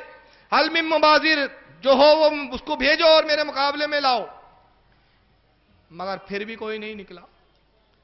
अल्लाह के रसूल फरमाते हैं कि लोगों, ये 3 दिन से आ रहा है, 3 दिन से चीख रहा है, क्या तुम में से कोई नहीं जो इसके मुकाबले में जाए। पास ही एक साहबी जलील कद्र साहबी खड़े हुए अर्ज करते, या रसूलल्लाह, आप इजाजत दे तो मैं जाऊं, लेकिन इस पर काबू पाना इतना आसान नहीं, बस ये है कि मैं जाऊंगा तो शहीद ही होऊंगा। इसके पास जो भी लड़ने जाएगा शहादत उसका मुकद्दर है, इससे जीता नहीं जा सकता। ये 1000 सवारों पर, 1000 बहादुरों पर गालिब है, बहादुर है ये इतना कि जिस जंग में गया, जिसके मुकाबले में गया, कभी लौटा नहीं, भागा नहीं, शिकस्त नहीं खाया, अपने दुश्मन को जब तक मारा नहीं है वापस हुआ नहीं है। इससे लड़ना आसान नहीं। उसने फिर पुकारा, कौन है। अब तीसरी बार जब उसने बहुत पुकारा और देखा कोई आ नहीं रहा है तो उसने एक जुमला कहा, और बड़ा अजीब जुमला था वो, गोया कि वो मुसलमानों की गैरत को ललकार रहा है। कहता है कि मोहम्मद, जब तुम्हारे साथियों में इतनी कुव्वत ताकत नहीं जिनके बलबूतों पर तुमने नबुवत का दावा किया है, तो अपने साथियों के लिए कुछ चूड़ियां खरीद लो और उनको पहना दो, माज़अल्लाह। बस ये जुमला सुनना था तो हजरत अली की गैरत ने गवारा नहीं किया। 3 दिन से आ रहा है, चीख रहा है, कोई मुकाबले पे जाता नहीं। मौला कायनात खड़े होते हैं और खड़े होने के बाद जाने लगते तो रसूलुल्लाह ने कंधा दबाया, अली बैठ जाओ, बैठ जाओ अली, इजलिस या अली, बैठ जाओ अली। हजरत अली बैठ गया। उसने फिर पुकारा, कोई नहीं जो मेरे मुकाबले में आए, मोहम्मद भेजो। फिर अली खड़े होते हैं दूसरी बार। रसूलुल्लाह कहते हैं, अली बैठ जाओ, देखते नहीं अम्र इब्ने ऊद है, ये बहुत बड़ा बहादुर है, बैठ जाओ। अली फिर बैठ गए दूसरी बार। तीसरी बार उसने उधर से फिर आवाज लगाई, फिर पुकारा, اور یہاں تک کہ اس نے رجس خوانی شروع کر دی, گالیاں بکنا شروع کر دیا, لان تان شروع کر دیا. علی پھر کھڑے ہوتے تیسری بار, رسول اللہ نے پھر کندھے کو دبایا, کہا علی بیٹھ جاؤ, دیکھتے نہیں عمرو ابن اود ہے, اب ابن اود ہے. جب تیسری بار رسول اللہ نے روکا اور جملہ کہا تو علی بالکل جابازی کے عالم میں بلند بہادروں کی طرح بلند آواز میں کہتے, یا رسول اللہ کیا ہوا, وہ عمرو ہے, میں بھی علی ابن ابی طالب ہوں, میں بھی علی ابن ابی طالب ہوں, حضور مجھے اجازت دیجئے. جب حضرت علی کا جوش دیکھا, سرکار نے اپنا امامہ نکالا, علی کے سر پر باندھا, اپنی تلوار خود علی کے کمر میں حائل کی, اپنا نیزہ عطا کیا, اور اس کے بعد رسول اللہ نے علی کو اپنے پاس سے روانہ کیا, اور اپنے ہاتھوں کو اٹھا کے ایک دعا کی, رب کائنات تو نے میرے چچا حمزہ کو احد میں اپنے پاس بلا لیا, میرے عزیز ساتھی, میرے عزیز ہمدرد, میرے جانثار عبیدہ ابن حارث کو تو نے اپنے پاس بلا لیا, اے پروردگار صرف یہ علی بچا ہے, رب قدیر یہ تیری طرف بھیج رہا ہوں تیرے دشمن کے مقابلے میں, مولا اس کو قوت عطا فرما, اس کو طاقت عطا فرما, اور اس کو فتح یابی سے ہمکنار فرما.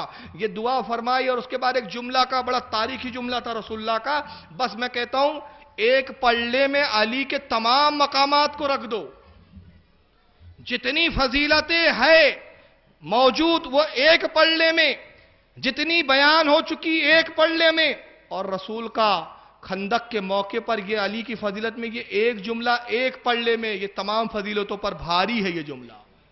کیا جملہ تھا رسول کا, کہا لوگوں کل کفر کے مقابل میں کل ایمان جا رہا ہے,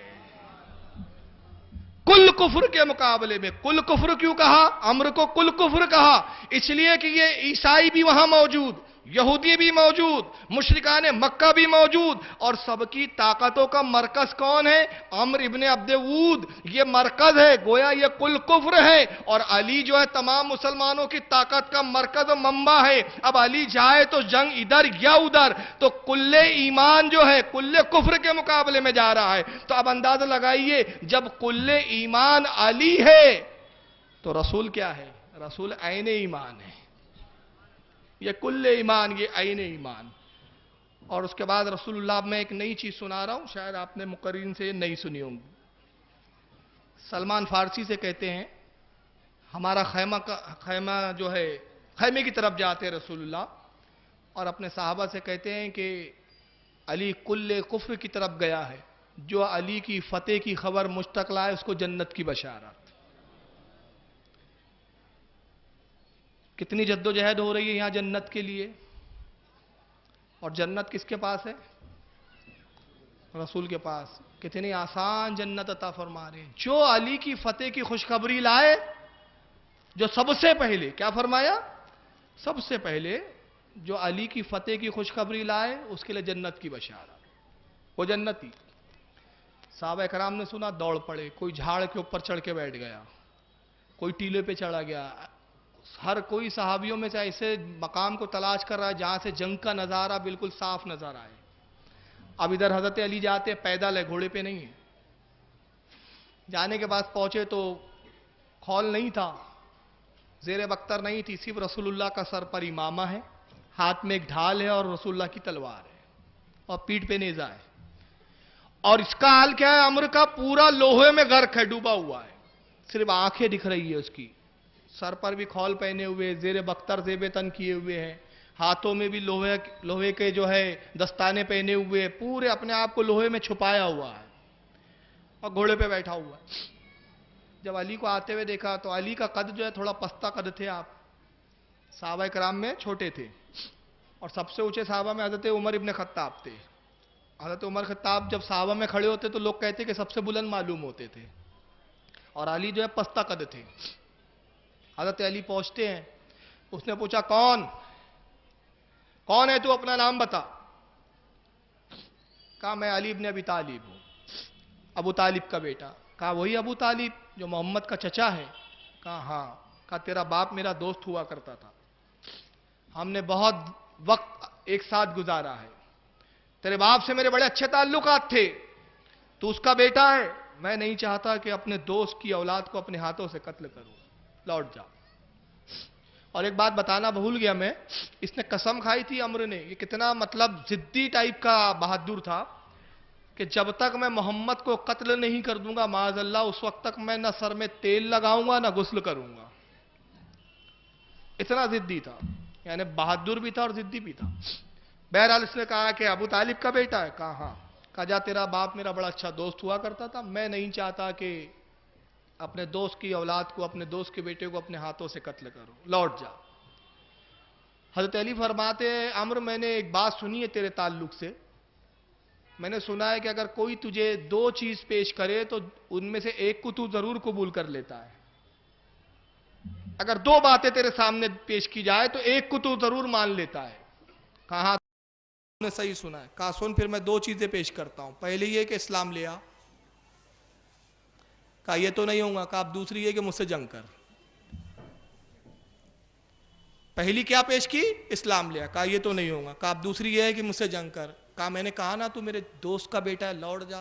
میں تیرا خون بہانا پسند نہیں کرتا. جیسے اس نے کہا میں تیرا خون بہانا پسند نہیں کرتا، آپ جلال میں مسکراتے فرماتے لیکن میں تو تیرا خون بہانا بہت پسند کرتا ہوں. بس اس نے جیسے یہ سنا اس کو غصہ آتا ہے، اور غصے کے اندر اس نے پے در پے تلوار چلانی شروع کی، گھوڑے سے کودا. اور ایک روایت میں یہاں تک میں نے پڑھا کہ اس نے غصے کے اندر اپنے گھوڑے کی پیشانی پر پہلے وار کیا. گھوڑا زخمی ہو کر بھاگا، یہ زمین پر اترتا ہے اور لہیم شہیم کھڑا ہے. اس کے سامنے علی پستقز نظر آتے ہیں، یہاں تک کہ علی اس کے سینے تک سر ہے اور وہ اتنا بلند و بالا. اس نے پے در پے تلوار کے وار کیے. حضرت علی نے اپنی ڈھال کو آگے کیا، مگر ایک وار اتنا شدید تھا، حضرت مولا کائنات کی ڈھال دو حصوں میں ٹوٹی اور تلوار ڈھال کو چھید کر حضرت علی کی پیشانی تک آتی ہے. آپ کی پیشانی اقدس ہلکی سی زخمی ہوئی، ایک خون کا جو ہے ایک دھار جاری ہوتی ہے. حضرت علی نے جب اس پیشانی کو دیکھا، اپنے ہاتھ سے خون کو صاف کیا اور اس کے بعد تلوار لے کے اللہ اکبر کا نعرہ بلند کر کے اچھلتے ہیں، کودتے ہیں، اور کود کے کتنے تک پہنچے؟ اس کے سر تک. اور جب سر پہ تلوار ماری تو روایتیں بیان کرتی کہ تلوار کا وار ایسا تھا، قوت حیدری ایسی تھی کہ جسم کو چیرتے ہوئے تلوار نکلتی اور دو حصوں میں تقسیم ہو کے گر پڑتا.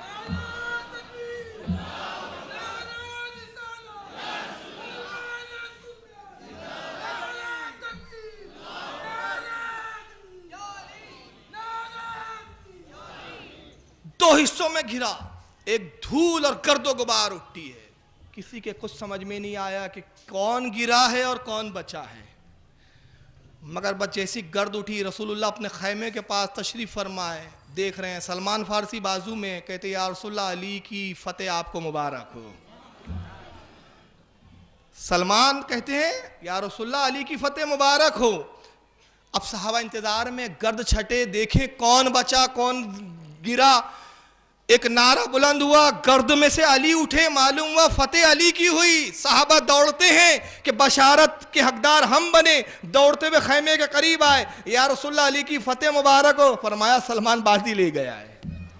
یا رسول اللہ سلمان تو وہاں تھے ہی نہیں میدان جنگ میں، آپ کے خیمے کے پاس، انہیں کیسے معلوم کہ علی فتح ہوئے؟ سلمان کے عشق کے قربان جائے. یہ ہے سلمان فارسی. اس لیے نبی نے کہا تھا سلمان و منا، سلمان مجھ سے ہے، سلمان ہمارے اہل بیت سے ہے، سلمان ہمارے خاندان سے. سلمان کیا کہتے ہیں؟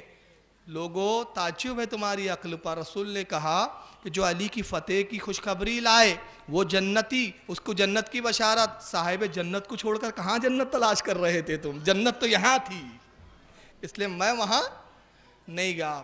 تو صحابہ نے پوچھا سلمان جب گرد و غبار اٹھی تو ہم میں سے کوئی جان نہ سکا، ہم میں سے کوئی نہ جان سکا کہ فتح کس کی ہوئی، تم نے کیسے جان لیا کہ فتح علی کی ہوئی؟ کہا لوگوں تم نے رسول کے جملوں پہ غور نہیں کیا تھا؟ کل ایمان کل کفر کے مقابلے میں جا رہا، ایمان پسپا کیسے ہو سکتا تھا؟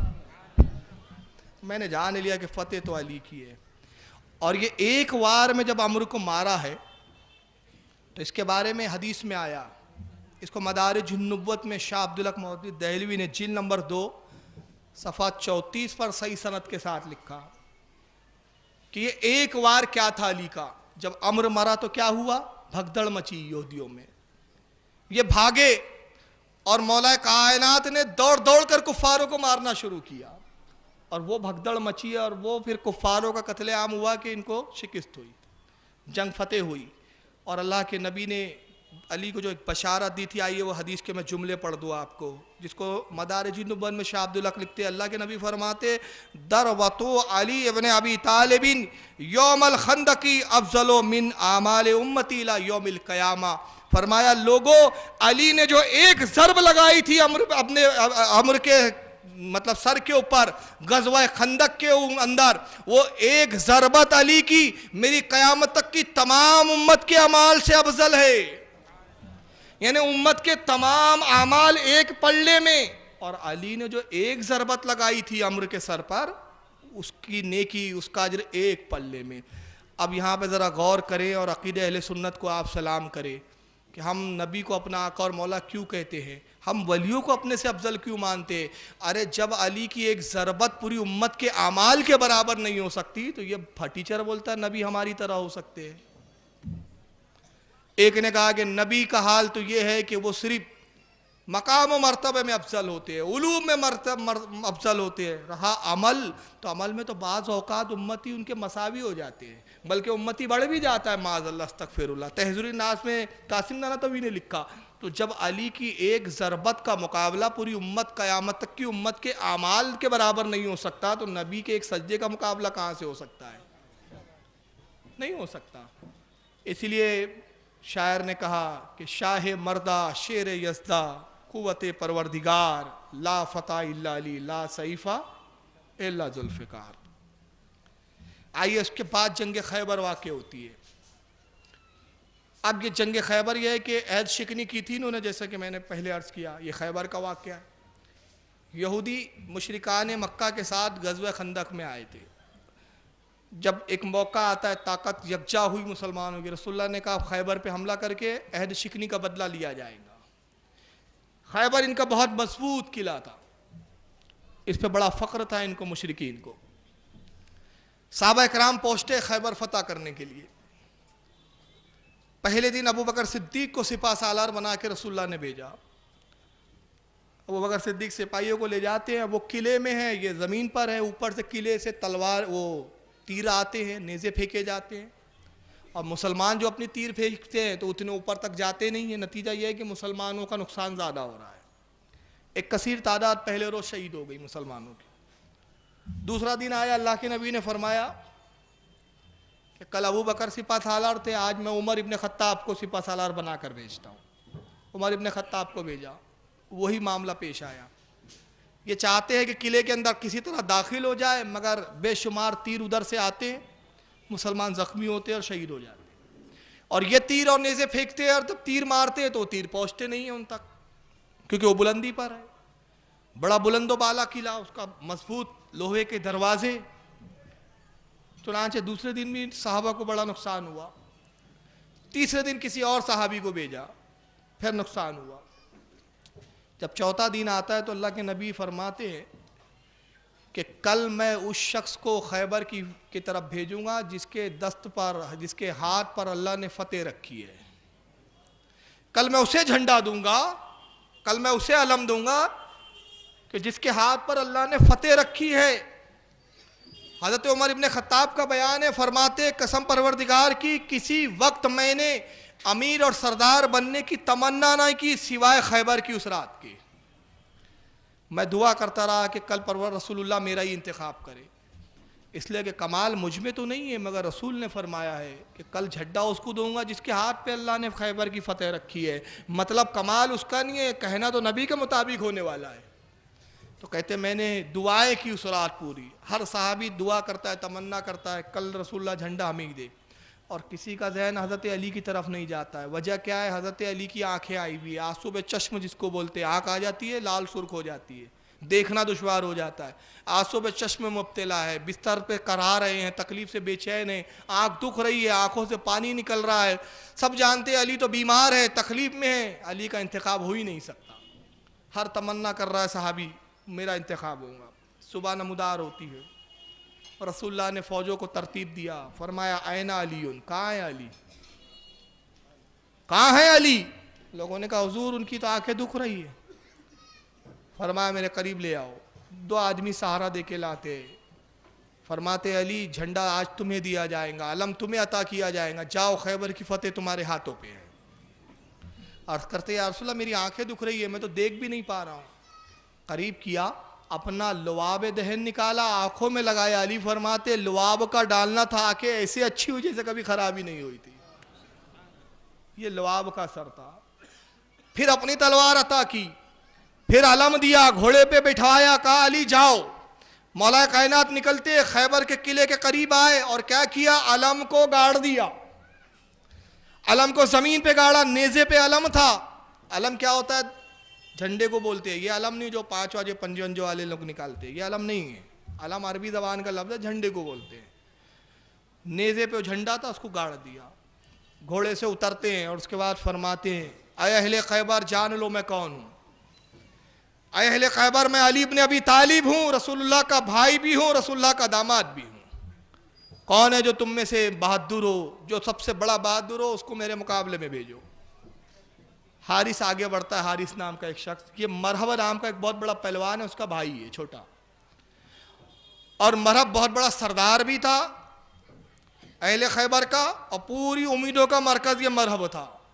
مرحب کا یہ عالم تھا کہ بہت بڑا جانباز اور بہادر تھا، گویا کہ یہ اپنے زمانے کا عمرو بن عبد ود تھا۔ اس نے اپنے بھائی حارث کو بھیجا، کہا جاؤ معمولی شخص ہے، 2 وار میں ختم کر کے آ جاؤں گے، تو جا حارث اس کا سر میرے پاس لے آ۔ حارث بڑے گھمنڈ میں نکلتا ہے، گھوڑے پہ بیٹھا ہوا ہے، علی زمین پہ کھڑے ہوئے، تلوار، گھوڑا بھگاتے ہوئے آتا ہے، اور آنے کے بعد انداز یہ تھا کہ بس گویا گھوڑا بھگاتے ہوئے دوڑاتے ہوئے آئیں گا اور سر علی کا قلم کر دیں گا، مگر اس نے جیسی تلوار کا وار کیا، حضرت مولا کائنات نے سر کو جھکایا، وار کھالی گیا، آپ پلٹے اور جیسی دوسرا وار کیا، گردن تن سے جدا ہو گئی، حارث قتل ہوا۔ مرحب نے جیسی دیکھا اپنے بھائی کو گرتے ہوئے، غصے سے بے قابو ہوا، خیبر کا دروازہ کھولنے کا اشارہ ہوا، دروازہ کھلا، مرحب باہر نکلتا ہے، اور نکلنے کے بعد ایک اشعار پڑھتے ہوئے آتا ہے، رجس خوانی کرتے ہوئے آتا ہے، کچھ اشعار ہے عربی میں کہتا ہے جس کا مفہوم یہ ہے کہ یہ خیبر کا قلعہ مجھے اچھی طرح سے جانتا ہے کہ میں مرحب ہوں، میں وہ ہوں کہ جو پہاڑ پر اپنی تلوار مارے تو پہاڑ کو ریزہ ریزہ کر دیتا ہے، اور میں وہ ہوں کہ جس نے کئی ماؤں کو اس کی اولادوں کے غموں میں رلا دیا ہے۔ اے نوجوان، ان قریب تیری ماں بھی تیرے غم میں رونے والی ہے، میں وہ ہوں کہ جو تلوار ماروں تو میری تلوار زہر میں بجھی ہوئی ہے۔ اس طرح کے وہ اشعار پڑھ رہا ہے جس کا میں نے مفہوم بتایا۔ قریب آیا اور آنے کے بعد کہا کہ کون ہے جو تو نے میرے بھائی حارث کو قتل کیا، اپنا نام بتا، ان قریب تو ابھی میری تلوار کا مزہ دیکھ لیں گا۔ حضرت علی نے کیا فرمایا جب اس نے یہ اشعار کہے کہ میں تلوار وہ مارتا ہوں کہ پہاڑوں کو ریزہ بنا دوں، آپ نے ایک جملہ کہا، اور مورخین لکھتے ہیں کہ یہ جملہ اس جنگ کے علاوہ آپ نے کبھی نہیں کہا تھا۔ جتنی جنگیں ہوئی سب میں آپ نے اپنا تعارف جو پیش کیا ہے وہ یہ تھا، میں علی ابن ابی طالب ہوں، مگر اس خیبر کی جنگ میں آپ کیا تعارف پیش کرتے ہیں؟ اے جاننے والے مرحب جان لے سن، میں وہ ہوں جس کی ماں نے اس کا نام حیدر رکھا ہے۔ اب میں یہاں تھوڑا سا روشنی ڈالنا چاہتا ہوں کہ یہ کیوں کہا تھا علی نے کہ میرا نام، میں وہ ہوں جس کی ماں نے اس کا نام حیدر رکھا ہے۔ باپ کا ذکر نہیں کیا، یہاں ماں کا ذکر کیا ہے، ورنہ ہر جنگ میں ذکر کیا کیا ہے؟ میں ابن ابی طالب ہوں، علی ہوں جو ابو طالب کا بیٹا ہے، باپ کے ذکر کے ساتھ اپنے نام کا ذکر کیا۔ مگر یہ پہلی جنگ ہے جس میں علی کہتے ہیں میں وہ ہوں کہ جس کی ماں نے اس کا نام حیدر رکھا ہے۔ اور آپ نے سنا ہوگا حیدر کرار، لفظ سنا ہے نا، یہ لقب ہے حضرت علی کا۔ کیوں ہے یہ لقب؟ جب مولا کائنات کی 6 ماہ کی عمر تھی، 6 مہینے کے آپ بچے پالنے میں آپ لیٹے ہوئے، ماں نے دودھ پلایا فاطمہ بنت اسد نے اور پالنے میں لٹا دیا، کام میں مصروف ہو گئی۔ کچھ دیر کے بعد ایک چیخ سنتی ہے، بھاگی بھاگی کمرے میں گئی، کیا دیکھتی ہے کہ ایک سانپ ہے جس کو حضرت علی نے پکڑ کے دبایا ہوا ہے۔ سمجھ گئی پورا ماجرا، معاملہ کیا تھا۔ پالنے میں رکھ کے گئی، کہیں سے سانپ نکل آیا، حضرت علی کو ڈسنا چاہتا تھا، 6 ماہ کے ننھے علی نے اس سانپ کو پکڑ کے رکھا ہوا تھا، اس کی گردن دبائی ہوئی تھی، اور اتنا سختی سے دبائی کہ ماں چھڑانا چاہتی ہے کہ چھوڑ کے سانپ کو میں لے کر پھینکوں، مگر یہ ننھا سا علی ہے کہ چھوڑنے کے لیے تیار نہیں، اتنا سخت دبایا کہ جب سانپ کا دم نکل گیا تب چھوڑا۔ اللہ کے رسول حجرے میں داخل ہوئے، چچی حیران پریشان گھبرا رہی ہے، پسینے میں شراب ہو رہے، کہتی ہے بھتیجے محمد بڑا عجیب معاملہ ہوا، نہ جانے کہاں سے ایک سانپ نکل آیا جس کو علی نے دبایا اور مار دیا۔ رسول اللہ مسکراتے کہتے چچی جان آپ نہیں جانتی، یہ سانپ نہیں تھا، یہ جن تھا۔ جو سانپ کی شکل میں آیا تھا. اور علی کو کیا جانے, علی کی گرفت سے کوئی بچ سکا ہے؟ علی جس کو پکڑے مارے بغیر نہیں چھوڑتا. تو ماں نے اس وقت کے بعد آپ کو لقب دیا حیدر. حیدر کے معنی ہوتے سانپ کو مارنے والا. حیا سے بنا ہے حیدر. عربی زبان میں سانپ کو حیا بولتے ہیں. کیا بولتے ہیں؟ حیا. اس سے بنا حیدر یعنی سانپ کو مارنے والا. تو اب علی نے یہاں دیکھیے, اب یہاں پر تال میل. خیبر میں علی کہتے ہیں میں وہ ہوں جس کی ماں نے اس کا نام حیدر رکھا. مطلب اے مرحب تو گھمنڈ میں چور ضرور ہے, تو گھمنڈ میں یہ کہہ رہا ہے میں پہاڑوں کو سرما بنا دیتا ہوں. ارے میں وہ ہوں جو بچپن میں سانپوں کو جناتوں کو مارتا تھا. تیری اوقات سپولے سے زیادہ کچھ نہیں ہے. یہ ہے وہ کہنا, میں وہ ہوں جس کی ماں نے اس کا نام حیدر رکھا. اب اس کے بعد مرحب نے نیزہ نکالا اور وار شروع کیے. جناب مولا کائنات نے بھی نیزے اس کا مقابلہ کیا. دونوں کے نیزے ٹکرائے, اس کا بھی نیزہ ٹوٹا, اس کا آپ کا بھی نیزہ ٹوٹا. اس نے تلوار نکالی, مولا کائنات نے بھی تلوار نکالی. کچھ دیر تلواریں ٹکراتے رہی اور اس کے بعد مولا کائنات نے اچھل کر ایک ایسا وار کیا کہ اس کی سر تن سے جدا ہو گئی.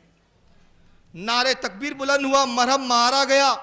مرحب کا مرنا تھا کہ یکبارگی پورے اہل خیبر نے حضرت علی پر حملہ کر دیا. چاروں طرف سے علی کو گھیر لیا گیا, مگر تنہا علی ہے کہ لڑتے ہیں. رسول اللہ نے دیکھا علی تنہا لڑ رہے ہیں. کچھ اصحاب کو آپ نے اشارہ کیا جاؤ علی کی مدد کرو. کچھ اصحاب گھوڑا دوڑاتے ہوئے علی کے قریب جاتے ہیں. ایک گھمسان کا رن ہوتا ہے, ایک جنگ ہوتی ہے. حضرت علی کی جہاں تلوار پڑتی ہے گویا بجلی کی طرح گرتی ہے, جلا کر خاک کرتی ہے. اہل خیبر مرنے لگے. اب انہوں نے دیکھا کہ مقابلہ سخت ہو گیا ہے, مقابلے سے مرنا یقینی ہو چکا ہے. چنانچہ پیچھ پلٹتے ہیں اور پلٹنے کے بعد سیدھا خیبر کی طرف بھاگے, دروازے کو بند کر دیا. لوہے کا دروازہ بند ہوا. جناب علی مرتضیٰ نے دیکھا, آپ قریب پا جاتے. اور ایک روایت یہ کہ آپ کی ڈھال ٹوٹ گئی, اور ایک روایت یہ کہ آپ جلال میں گئے اور خیبر کے درمیان ایک خندق تھی, اس میں جو ہے پانی بھرا ہوا تھا, اور وہ خندق بڑی طویل تھی, بڑا لمبا فاصلہ تھا اس کی چوڑان کا. حضرت علی نے اپنے گھوڑے کو ایڑ لگائی, پوری خندق کو پار کیا. پار کرنے کے بعد تلوار بلند کرتے ہیں, دروازے کے قبضے پہ مارا. ایک وار کرنا تھا, ایک قبضہ ٹوٹتا ہے. دوسرا وار کیا, قبضہ توڑا. تیسرا وار کیا, تیسرا قبضہ. چوتھا وار کیا, چوتھا قبضہ. دروازہ گرنے لگا. مولا کائنات نے اس پورے دروازے کو ہاتھ پہ اٹھایا اور خندق پہ لا کے رکھ دیا. خندق کو رکھا اور اشارہ کیا دوڑو. صحابہ خندق کے اوپر جو دروازہ پل بن گیا اس سے داخل ہوتے ہیں, قلعے میں داخل ہوئے. دوپہر تک قلعہ فتح ہو گیا. سرکار کی پیشن گوئی پوری ہوئی. کل علم اس کے ہاتھ میں دوں گا, اللہ نے جس کے ہاتھ پر خیبر کی فتح رکھی ہے. اب علی لڑتے ہوئے کہاں گئے؟ آئیے یہ اہل بمبئی کے لیے ایک نئی چیز دے رہا ہوں. اس سے پہلے آپ درود شریف پڑھ لیں.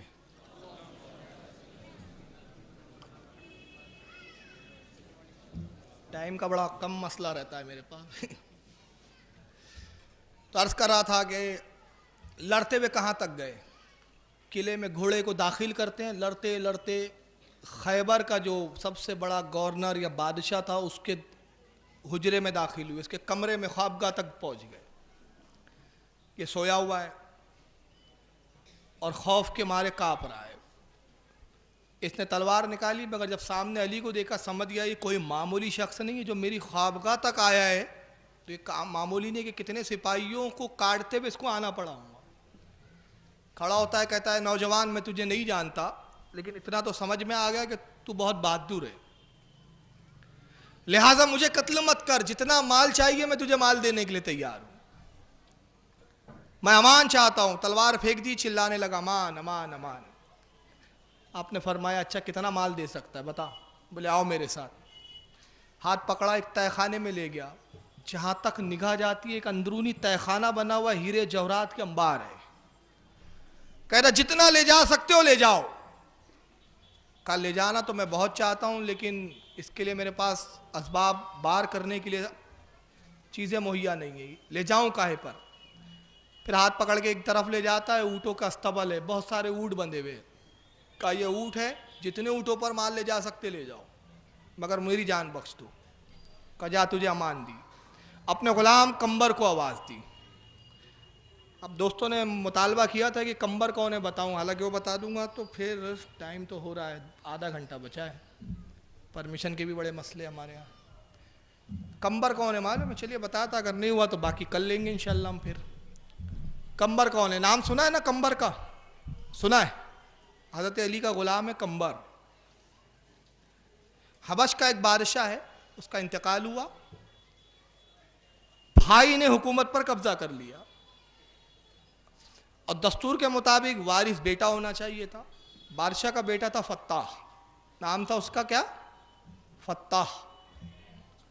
فتح بیٹا تھا، لیکن چچا نے قبضہ کر کے اس کو بے دخل کر لیا، خود تخت پہ بیٹھ گیا. فتح اس وقت چھوٹا تھا. فتح جب بڑا ہوا، جوان ہوا، بڑا لئیم شئیم طاقتور، مضبوط باہوں کا مالک، فتح کو احساس ہوا کہ حکومت تو میرے باپ کی تھی، مجھے ملنی چاہیے، چچا بیٹھا ہے تخت پہ. اس نے مطالبہ کیا کہ چچا تخت چھوڑ دے اور مجھے تخت مجھے دے دے، اس کا وارث میں ہوں. تو چچا کہتا ہے کہ فتح میرے بھتیجے، میں جانتا ہوں یہ تخت تیرا ہی ہے، میں تخت تجھے دے دوں گا، لیکن میری ایک شرط ہے. کا شرط کیا ہے؟ کہا دیکھ ویسے بھی مجھے نرینہ اولاد نہیں ہے، کوئی بیٹا نہیں ہے، صرف ایک بیٹی ہے مجھے. اس کو ایک ہی بیٹی تھی، بڑی حسین و جمیل بیٹی. کہا کہ شرط یہ ہے کہ حبش کے اگر حکومت کو کسی سے خطرہ ہے تو مسلمانوں سے، صرف مسلمانوں سے خطرہ ہے، اور مسلمان جہاں جاتے ہیں وہ علاقے فتح کرتے ہیں. اس کی وجہ اور سبب یہ ہے کہ ان کے پاس ایک بہت بہادر شخص ہے، جس کی بہادری کے سبب سے، جس کی وجہ سے وہ کوئی جنگ ہارتے نہیں ہیں، وہ ہے علی. اس بہادر کا نام علی ہے. اور مسلمانوں کا جو نبی ہے، جو سردار ہے، جو ان کا سب سے بڑا قائد ہے، اس کا وہ داماد بھی ہے اور اس کا بھتیجا بھی ہے، بھائی بھی ہے. اگر تو علی کا سر لا لے تو یہ تخت بھی دے دوں گا اور اپنی بیٹی سے تیرا نکاح بھی کر دوں گا، یہ شرط ہے. فتح نے کہا اچھا بس اتنی سی شرط؟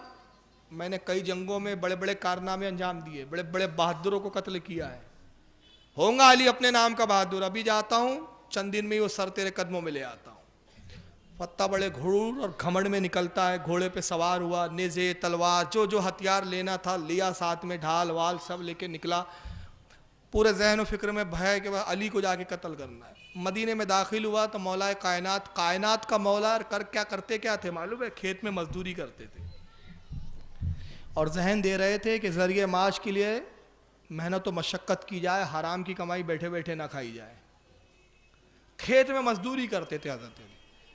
اور آپ کو معلوم ہے کھیتیاں جو ہوتی ہے وہ آبادی سے دور ہوتی ہے، آبادیوں کے کنارے ہوتی ہے، آبادی جہاں سے شروع ہوتی ہے وہاں سے کھیتیاں ہوتی ہیں. اتفاق کی بات، جو راستے سے یہ آ رہا تھا وہاں پہ جس کھیت میں حضرت علی کھیتی میں مزدوری فرما رہے تھے، کھیتی کر رہے تھے، اس کی ملاقات سب سے پہلے حضرت علی سے ہی ہوئی، اور آیا حضرت علی کو مارنے کے لیے، لیکن علی کو جانتا نہیں ہے. اب تصورات کیا ہے کہ جو اتنا بہادر ہے، جس کی بہادری کے چرچے حبش تک، ایران تک، عراق تک، جس سے دنیا کانپ رہی ہے، جس سے ایک عالم لرزہ برندام ہے، اس کی شان و شوکت کا تو یہ عالم ہوگا، قلعوں میں رہتا ہوگا، فوج رہتی ہوں گی، باڈی گارڈ رہتے ہوں گے، تصور بھی نہیں ہے کہ وہ ایسا جاباز بہادر کھیت میں مزدوروں کی طرح مزدوری کرتا ہوگا. تو ایک معمولی مزدور سمجھ کے قریب آتا ہے، گھوڑا روکتا ہے، کہتا ہے مزدور ادھر آ. حضرت علی آتے ہیں. کہا کہے کیا بات ہے، کون ہے تو؟ کہا میرا نام فتح ہے، شاہ حبش کا بیٹا ہوں، شہنشاہ ہوں میں، ابھی تو شہزادہ ہوں، آنے والے دور میں تخت میرے ہی پاس آنے والا ہے، یہ سمجھ کے تو شاہ حبش سے بات کر رہا ہے. کہا کہو کیا کہنا ہے. کہا تو مدینے میں رہتا ہے؟ بولے ہاں. علی کو جانتا ہے؟ کہا اچھی طریقے سے جانتا ہوں. اب علی سے پوچھ رہا ہے علی کو جانتا ہے؟ کہا اچھی طریقے سے جانتا. بتا علی دکھتا کیسے ہے؟ کہا بس یہ سمجھ لے میری طرح دکھتا ہے. کا مذاق کرتا ہے، مسخرہ بن کرتا ہے، تو مزدور بولے وہ اتنا بڑا سردار مسلمانوں کا، ارے بڑا لہیم شہیم ہوں گا، اونچا پورا ہوں گا، مذاق مت کر، بتا علی دکھتا کیسے ہے، اس کا حلیہ بیان کر. تو حضرت علی فرماتے کہا نا کہ وہ بس میری طرح دکھتا ہے، بس جیسے میں دکھ رہا ہوں ویسی علی ہے. کہا پھر مذاق کرتا ہے بدبخت. تو حضرت علی پوچھتا اچھا یہ بتا تو علی کو پوچھنا جاننا کیوں چاہتا ہے؟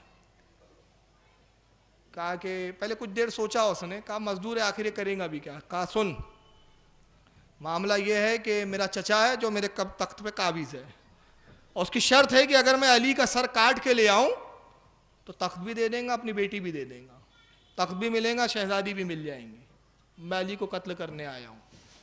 تو آپ مسکراتے کہتے اچھا علی کو تو بعد میں قتل کرنا، میں علی کا غلام ہوں، خادم ہوں، پہلے مجھ سے تو 2 ہاتھ ہو جا۔ کائے سے لڑیں گا، نہ ہتھیار ہے۔ تو وہ بیلچا ہوتا ہے نا، مٹی جس سے پھینکتے، بیلچا تھا آپ کے ہاتھ میں، کہا یہی کافی ہے، کہا جا تو نہتا، میں تجھ سے مقابلہ نہیں کرتا، اور تو مزدور ہے، تو غریب مزدور کو مار کے مجھے کیا ملے گا؟ کہا مجھے تو مار کے خوشی ہوں گی، تجھے کچھ نہیں ملے گا، لیکن مجھے خوشی ہوں گی، تو علی کو مارنا چاہتا ہے اور میں تجھے مارنا چاہتا ہوں، مقابلہ کر۔ اس نے کہا اچھا نہیں مانتا تو لے۔ تلوار اس نے چلانی شروع، آپ نے بیلچے پہ اس کو روکا، وار کو 1 وار 2 وار 3 وار اس نے جنون میں وار شروع کیے۔ آپ بیلچے پہ وار روکتے رہے، اس کے بعد بیلچا پھینکا، اور اس کے بعد اس کی گردن پکڑا اور اس کو اٹھا لیا۔ وہ ہوا میں معلق ہے، وہ ہو رہا ہے، اور اٹھایا کہاں سے؟ ایک ہاتھ گردن پر ہے، دوسرا ہاتھ اس کے سینے پر ہے، اور سینے کی نس کو ایسے دبایا کہ فتح چیخنے لگا، کہتا ہے مزدور چھوڑ، میں مر جاؤں گا، میرا دم گھٹ رہا ہے، چھوڑ دے۔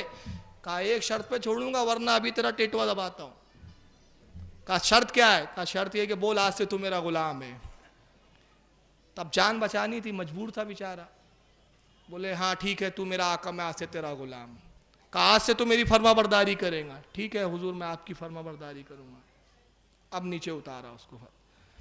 فتح کہتا ہے واقعی قسم خدا کی تو مزدور اتنا مضبوط تیری پکڑ، ٹھیک ہے میں بھی شہزادہ ہوں، اپنے وعدے سے پھرنے والا نہیں، آج سے میں تیرا غلام ہوں۔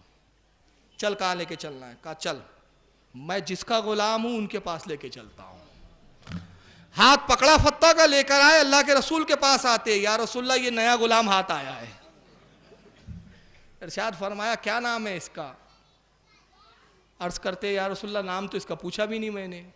کہا کیا نام ہے؟ اس نے کہا فتح۔ تو حضرت اللہ کے رسول فرماتے ہیں کہ فتح میں تکبر کی بو ہے، فتح میں گھمنڈ کی بو ہے، علی اس کا نام بدل دو۔ آپ نے فرمایا یا رسول اللہ ایک نام مجھے بڑا اچھا لگتا ہے، حبش کا، چونکہ یہ حبش کا رہنے والا ہے، حبش کا شہزادہ تھا۔ حبش میں ایک چڑیا ہوتی ہے جو بہت اچھے نغمے گاتی ہے، جس کو کمبر کہتے ہیں، آج سے اس کا نام میں کمبر رکھتا ہوں۔ یہ ہے وہ کمبر، آپ کا غلام۔ جب کمبر کو بتایا کہ میں ہی علی ہوں تو قدموں میں گر گیا، کہا علی جو اتنا بہادر معمولی مزدوروں کی طرح جو ہے محنت و مزدوری سے روٹی حاصل کرتا ہے، مجھے فخر ہے کہ میں ایسے شخص کا غلام بنا ہوں۔ اے علی مجھے اسلام میں داخل کر لیجئے کہ اسلام سے بہتر کوئی مذہب نہیں ہے، اور اجازت دیجئے کہ میں اپنی بہن کو بھی لاؤں اور آپ کی اہلیہ، آپ کی بیوی شہزادی کونین کی کنیزی میں دے دوں۔ یہ کمبر کی بہن کون ہے؟ فضہ۔ فضہ نام سنا ہے؟ اس کا کربلا میں ایک بہت خاص رول ہے، کربلا میں رہی ہے یہ فضہ، دربار یزید میں بھی رہی ہے فضہ۔ انشاءاللہ آنے والے واقعات میں فضہ کے بارے میں بتاؤں گا آپ کو کہ فضہ کیسے، بھی ایک جھلک بتا رہا ہوں اس کا نام فضہ بھی کیوں پڑا۔ یہ فتح سے کمبر ہوا اور اس کا نام فضہ نہیں تھا، مجھے بھی نام ایگزیکٹ تو یاد نہیں آ رہا، لیکن فضہ بھی اس کا نام علی نے رکھا ہے۔ یہ کمبر جاتا ہے اور اپنے چچا سے کہتا ہے یہ تخت تو سنبھال، یہ حکومت تیری، میں نے تو جنت کے عوض سودا کر لیا ہے اپنا، یہ جھوٹے فانی تخت تجھے مبارک ہو، میں نے اس کی غلامی اختیار کر لی ہے جو جنت کو بانٹنے والا ہے، مجھے یہ حکومت نہیں چاہیے، جنت کی حکومت چاہیے۔ فتح نے فضہ کو لیا، اپنی بہن کو لایا اور خاتون جنت کی کنیزی میں دے دیا۔ اب فضہ نام کیوں پڑا میں نے عرض کیا، امام حسن اور حسین ایک مرتبہ بھوکے ہیں، شدت کی بھوک، حضرت علی جاتے ہیں مزدوری تلاش کرتے ہیں، مزدوری ملتی نہیں ہے، تو فضہ نے اپنے باپ سے ایک فن سیکھا تھا، علم کیمیا کا، حالانکہ انگریزی میں اس کا ٹرانسلیشن میں کروں تو کیمسٹری ہوتا ہے، لیکن یہ کیمسٹری نہیں جو آج کل ہمیں پڑھائی جاتی ہے، یہ صوفیہ کی اصطلاح میں اور اسلامی مطلب فنون کی اصطلاح میں کیمیا اسے کہتے ہیں جس میں سونا بنانے کا علم سکھایا جاتا ہے، حالانکہ آج کل کو یہ جانتا بھی نہیں ہے، لیکن بزرگان دین میں ایسے گزرے ہیں جنہوں نے سونا بنانے کا علم حاصل کیا ہے، سونا بناتے تھے، کچھ چیزوں کو ملایا جاتا تھا، کچھ دھاتوں کو، مختلف دھاتوں کو، پھر وہ کچھ چیزوں میں کیمیکلوں میں ملا کر اس کو تپایا جاتا اور جب سکھایا جاتا تو وہ سونا بن جاتا تھا، اس میں چاندی بھی بنائی جاتی ہے، تو سونا بنانا بہت بڑی بات ہے، چاندی بنانا، چاندی عام لوگ بنا لیتے تھے اس وقت، لیکن سونا بنانا جو بنانا جانتا تھا وہ بہت بڑا کیمیا کا ماہر مانا جاتا تھا، علم کیمیا کہتے تھے اس کو۔ فضہ چاندی بنانا جانتی تھی، باپ سے سیکھا تھا، باپ نے بادشاہ تھا لیکن سکھا دیا تھا کہ حالات حکومت کے معاملات میں کبھی بھی آتے، بادشاہ سڑکوں پہ آ جایا کرتے، تو ایسے حالات آ جائے تو چاندی بنا کے گزر اوقات کر لیا کرنا۔ فضہ کو کیمیا آتا تھا۔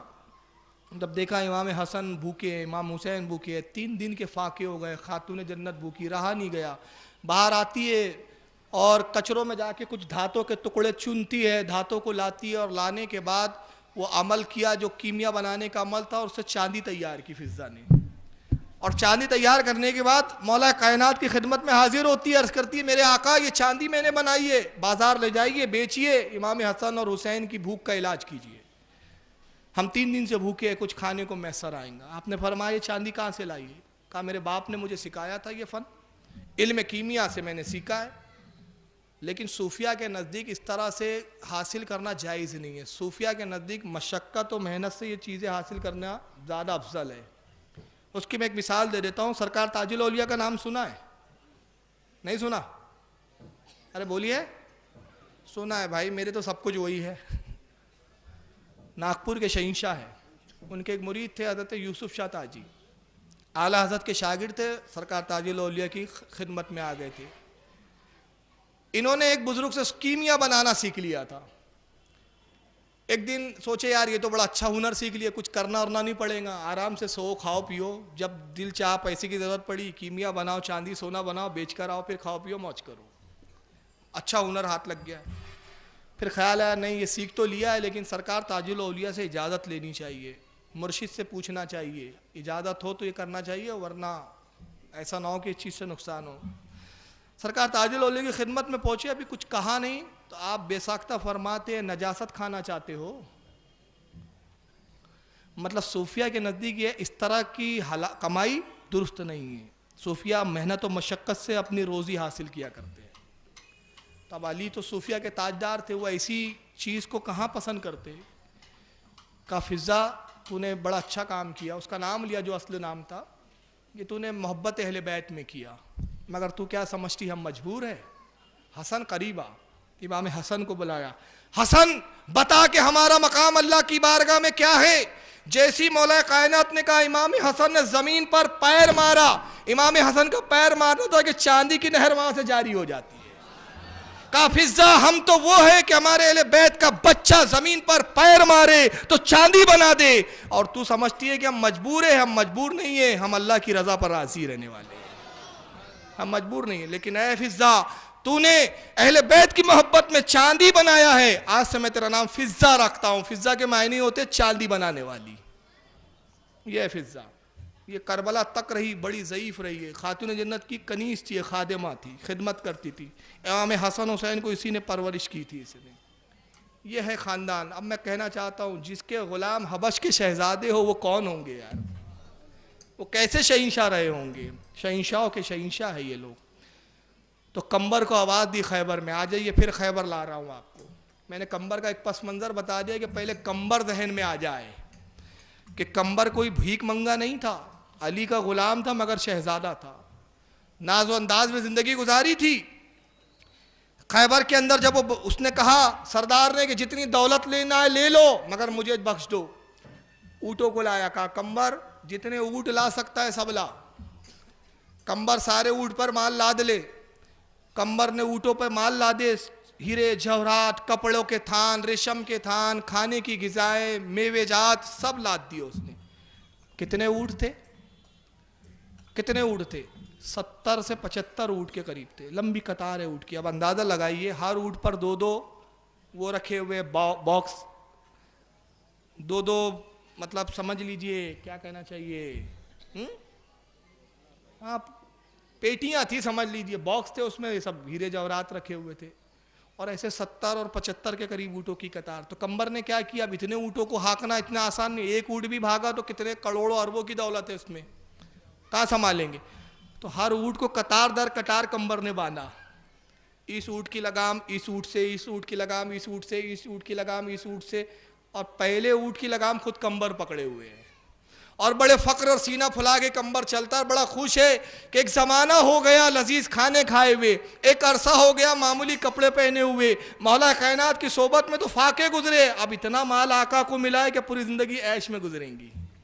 یہ تصور ہے.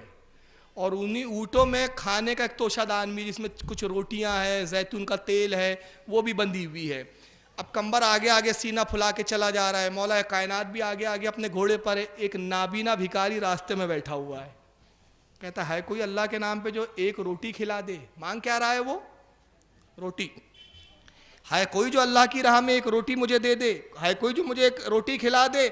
مولا کائنات کے کان میں یہ آواز پہنچی، کہا کمبر دیکھتے نہیں سائل مانگ رہا ہے، سائل کے مانگنے میں اور سقی کے دینے میں وقفہ نہیں ہونا چاہیے، تاخیر نہیں ہونی چاہیے، فوراً اس کو روٹی دے دو. عرض کرتے آقا کچھ تو وقت لگے گا، اس لیے کہ توشہ جان اونٹ پہ بندھا ہوا ہے. کہا اونٹ دے دے. کہا اونٹ قطار میں. کہا قطار دے دے.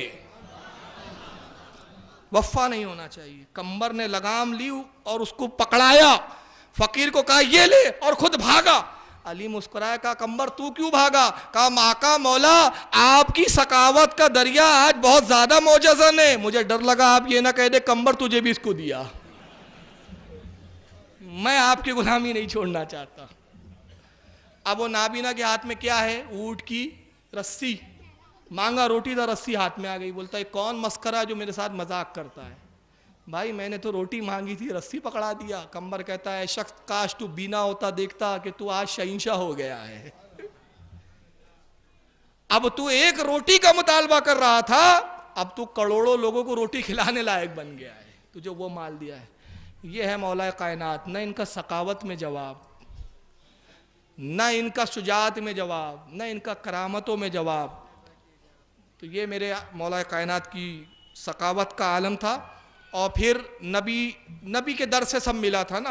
اور کیسے ملا تھا؟ رسول نے کتنی بشارتیں دی تھی. علی تو مجھ سے، میں تجھ سے، تو میرا بھائی، دنیا میں بھی آخرت میں. اور ایک پھر وہ موقع آیا کہ علی تو نوازیں گا. کیوں نوازیں گے علی؟ کیوں شہنشاہ بناتے ہیں علی؟ کیوں دیتے ہیں علی؟ اس لیے کہ دینے والے رسول اللہ ہے، اور رسول کی بارگاہ سے علی کو دینے کا اختیار ملا ہے. بخاری شریف کی حدیث ہے، اللہ کے نبی نے فرمایا واللہ یؤتی وانا قاسم، اللہ خزانوں کا مالک ہے اور میں اس کا بانٹنے والا ہوں. مگر یہ کس کے ذریعے ملتا ہے؟ یہ علی کے ذریعے ملتا ہے. غدیر خم ایک موقع ہے. سرکار نے ایک ہی حج کیا اپنی زندگی میں، اور جب وہ حج سے فارغ ہوئے تو ایک مقام پہ تشریف لائے. ایک کنواں ہے اس مقام کا نام ہے غدیر خم. وہاں پہ آپ نے تمام صحابہ کو جمع کیا، اور جمع کرنے کے بعد ارشاد فرمایا کہ اے لوگو سب ایک جگہ جمع ہو جاؤ. بلال نے آواز دی، سب صحابہ جمع ہو گئے.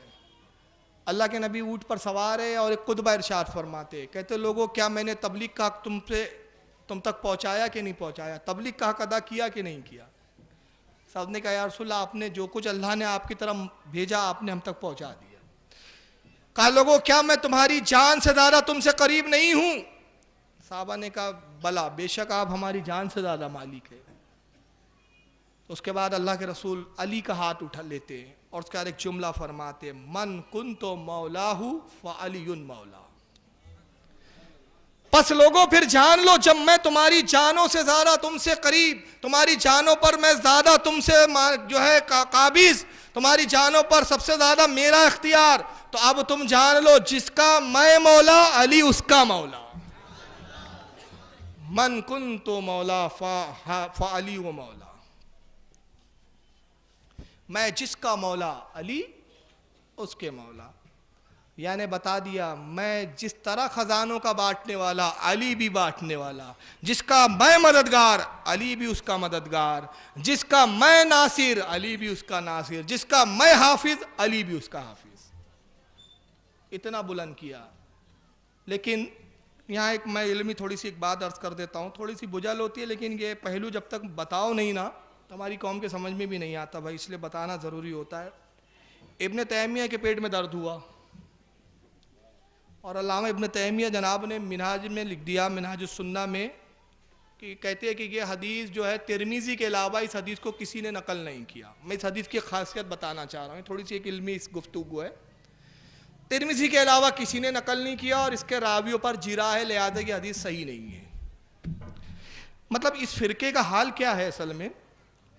ان کے سامنے اگر آپ کوئی ایسی حدیث لاؤ جس میں نبی کی یا کسی بزرگ کی یا کسی صحابی کی توہین کا پہلو نکلے تو کہتے ہیں بالکل صحیح ہے، مگر ایسی جو بھی آپ حدیث سنائیں گے جس میں فضیلت ظاہر ہوتی ہو تو فوراً کہہ دیتے ہیں حدیث صحیح نہیں ہے، بالکل غلط ہے۔ حالانکہ ہاں وہ لوگ تو ہیں نہیں جو جن کو میں سنانا چاہ رہا ہوں، لیکن یہ میری بات ریکارڈ ہوتی ہے، ریکارڈ ہو کر ان تک جاتی ہے، اور اس وقت ماشاءاللہ دین اسلام چینل کے ذریعے یہ لائیو پروگرام ہو رہا ہے، آپ کو شاید پتہ نہیں ہوگا یا سب کو پتہ بھی ہے پتہ نہیں، یہ لائیو ہو رہا ہے، اس کو صرف آپ لوگ نہیں سن رہے ہیں اس وقت، ابھی یہ پورے بامبے میں بلکہ پونا تک یہ پروگرام سنا جا رہا ہے، اور وہ لوگ تو زیادہ سنتے ہیں، بول کیا رہا ہے، سمجھ رہے ہیں نا آپ، وہ لوگ کچھ زیادہ سنتے ہیں، ارے بول کیا رہا ہے۔ تو اب بہرحال میں بتا دوں کہ منہاج السنہ میں علامہ ابن تیمیہ نے لکھا کہ یہ حدیث صحیح نہیں ہے کیونکہ اس کو ترمذی کے علاوہ کسی نے نہیں لکھا، اور کہتے ہیں امام بخاری نے اس حدیث پر طعن کیا ہے، یعنی اس پر تنقید کی ہے اس حدیث پر کہ یہ حدیث صحیح درست نہیں۔ تو میں بتا دوں کہ اصل میں معاملہ یہ نہیں ہے، امام بخاری نے تاریخ کبیر کے اندر اس کے بہت سارے طرق ہے، بہت سارے طریقے سے یہ روایتیں آئی ہے، بہت طرق سے آئی ہے۔ ایک جو اس کی سلسلہ روایت ہے، ایک جو اسناد کا سلسلہ ہے، اس میں 3 راویوں پہ امام بخاری نے تاریخ الکبیر میں جرح کی ہے۔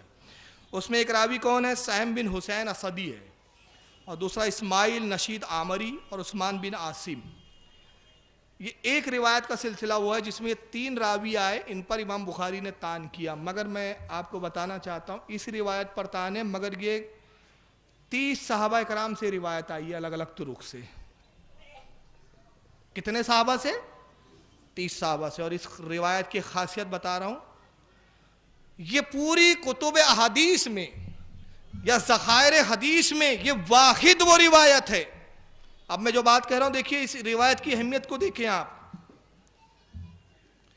یہ کتب حدیث اور ذخائر حدیث میں یہ واحد روایت ہے جس کی روایت میں 10 مبشرہ صحابہ جمع ہوئے ہیں، وہ 10 صحابی جن کو جنت کی بشارت دی گئی۔ کوئی ایسی حدیث اور روایت نہیں ملیں گی جس میں 10 کے 10 صحابی آپ کو ایک ساتھ نظر آئے، یہ واحد روایت ہے۔ من کنت مولاہ فعلی مولا، جس کا میں مولا علی اس کا مولا، جس میں 10 مبشرہ راوی ہے، یہ واحد روایت ہے۔ اور اس کو کتنے لوگوں نے روایت کیا، اگر اس کی میں تخارج پڑھوں تو میں سمجھتا ہوں آدھا گھنٹہ تخریج پڑھنے میں لگ جائیں گا، لیکن بطور تبرک تاکہ دلیل میری حجت اور یہ بیان میرا مزین ہو جائے دلائل کے ساتھ، میں بتا دوں اس کو امام ترمذی نے جامع ترمذی میں بھی نقل کیا، گنے میں اب صفحے نمبر چھوڑ رہا ہوں، وقت ہو گیا ہے، جلد نمبر صفحے نمبر نہیں بتا رہا ہوں۔ امام ترمذی نے اس کو حدیث نمبر بتا دیتا ہوں، حدیث نمبر 3713 پر لکھا۔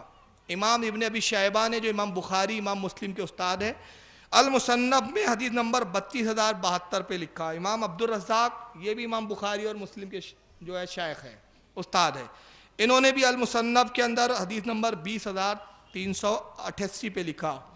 امام حاکم نے المستدرک میں حدیث نمبر 4652 پہ لکھا۔ امام طبرانی نے معجم الکبیر کے اندر حدیث نمبر 12593 پر لکھا۔ خطیب بغدادی نے تاریخ بغداد کے اندر جلد 12 صفحہ 343 پر، امام حیثمی نے مجموع الزوائد میں جلد 9 صفحہ 108، امام ابن ابی عاصم نے السنہ میں صفحہ نمبر 602 حدیث نمبر 1359، امام حسام الدین ہندی نے کنز العمال میں حدیث نمبر 32946، امام ابن عساکر نے تاریخ دمشق کے اندر صفحہ 144، اور ابن کثیر نے خود غیر مقلدوں کے یہ بہت بڑے عالم اور امام مانے جاتے ہیں، البدایہ والنہایہ کے اندر صفحہ 454 157 اور جلد نمبر 5، اور امام نسائی نے خصائص امیر المومنین علی ابن ابی طالب میں صفحہ 32 پر۔ آپ میں سے کسی نے گنا کتنے کتابوں کے نام لیا؟ میں نے نہیں گنا، شاید 12 کتابیں 12ویں کی نسبت سے، اس سے زیادہ کتابوں میں روایت آئی ہے لیکن میں نے 12 کے ہی نام بتائے۔ تو یہ 12 کتابیں جو میں نے ابھی آپ کے سامنے بتائی، اس میں متعدد طرق سے متعدد اسناد سے کئی سندوں کے ساتھ یہ حدیث آئی، یہ حدیث صحیح ہے کہ رسول اللہ نے فرمایا من کنتو مولا فہذا علی مولا، جس کا میں مولا۔ اب علی مولا کیسے ہیں، مولا کے معنی کیا ہوتے ہیں، مولا کسے کہا جاتا ہے، انشاءاللہ اس کا بیان کل ہوں گا وما علینا الا البلاغ المبین. صلاۃ والسلام کے لیے کھڑے ہو جائیں.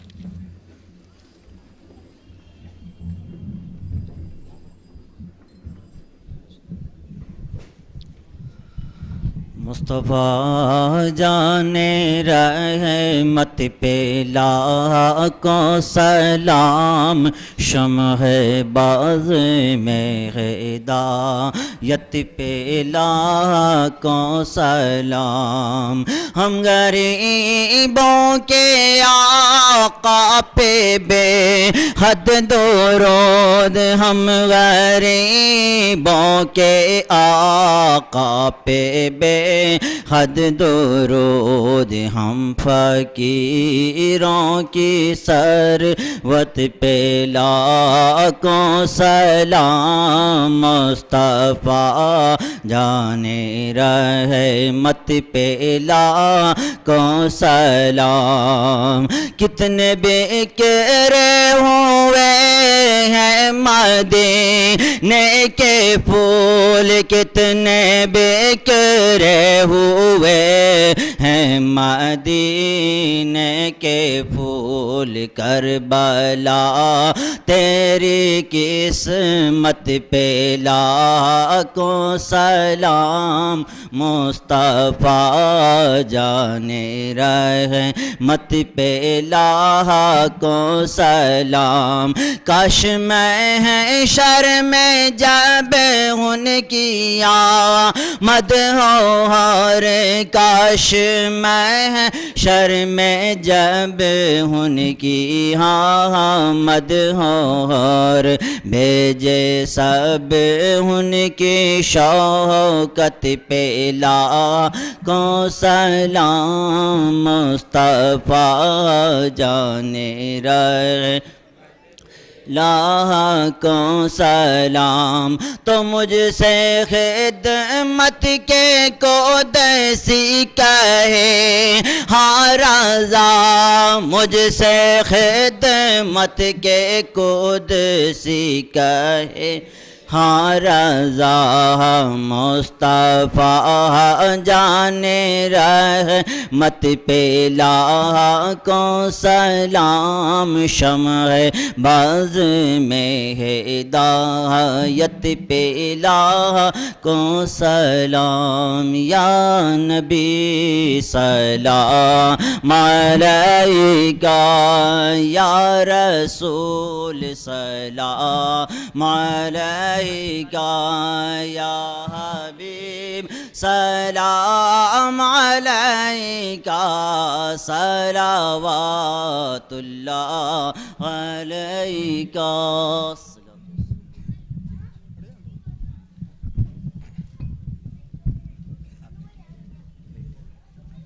تشریف رکھیے.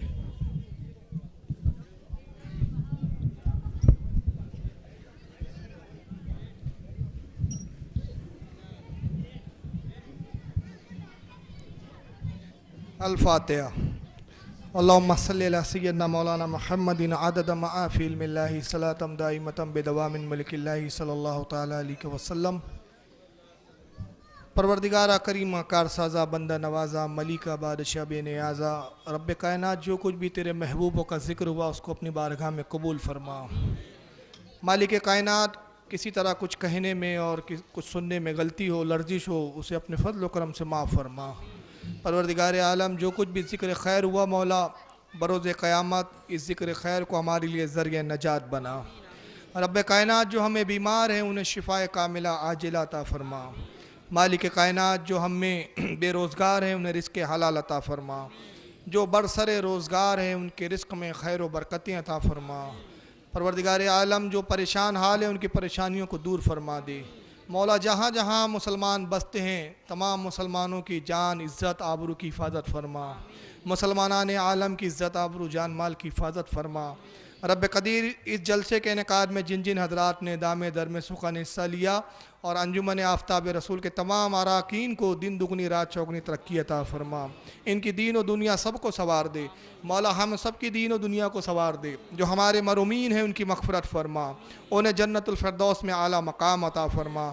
رب قدیر تیرے محبوب صلی اللہ تعالی علیہ وسلم کا واسطہ اور ماء علی کے کائنات ہمارے والدین کی عمروں میں برکت عطا فرما، ہمارے بزرگوں کی عمروں میں برکت عطا فرما، ہمارے علم و عمل میں برکت عطا فرما۔ جب تک دنیا میں رکھ مولا اپنے محبوب کی محبت اور عشق پہ رکھ، اور اپنے محبوب کی محبت پہ ہمیں اس دنیا سے اٹھا۔ مولا ہمارے نسلوں کے ایمان و عقیدے کی حفاظت فرما، ہمارے نسلوں کے ایمان و عقیدے کی حفاظت فرما، مسلک اعلی حضرت پر استقامت عطا فرما، مسلک اعلی حضرت کی نشر و اشاعت کی توفیق عطا فرما، فضل فرما، کرم فرما، رحم فرما۔ وقال اللہ تبارک و تعالی فی شان حبیب الکریم ان اللہ و ملائکتہ یصلون علی النبی یا ایھا الذین آمنوا صلوا علیہ وسلموا تسلیما۔ اللہم صلی علی سیدنا مولانا محمد وعلی آلہ واصحابہ واہل بیتہ وذریاتہ وبارک وسلم۔ صلاۃ والسلام علیک یا رسول اللہ صلی اللہ تعالی علیہ وسلم۔ سبحان ربک رب العزت عما یصفون وسلام علی المرسلین والحمد للہ رب العالمین۔ لا الہ الا اللہ۔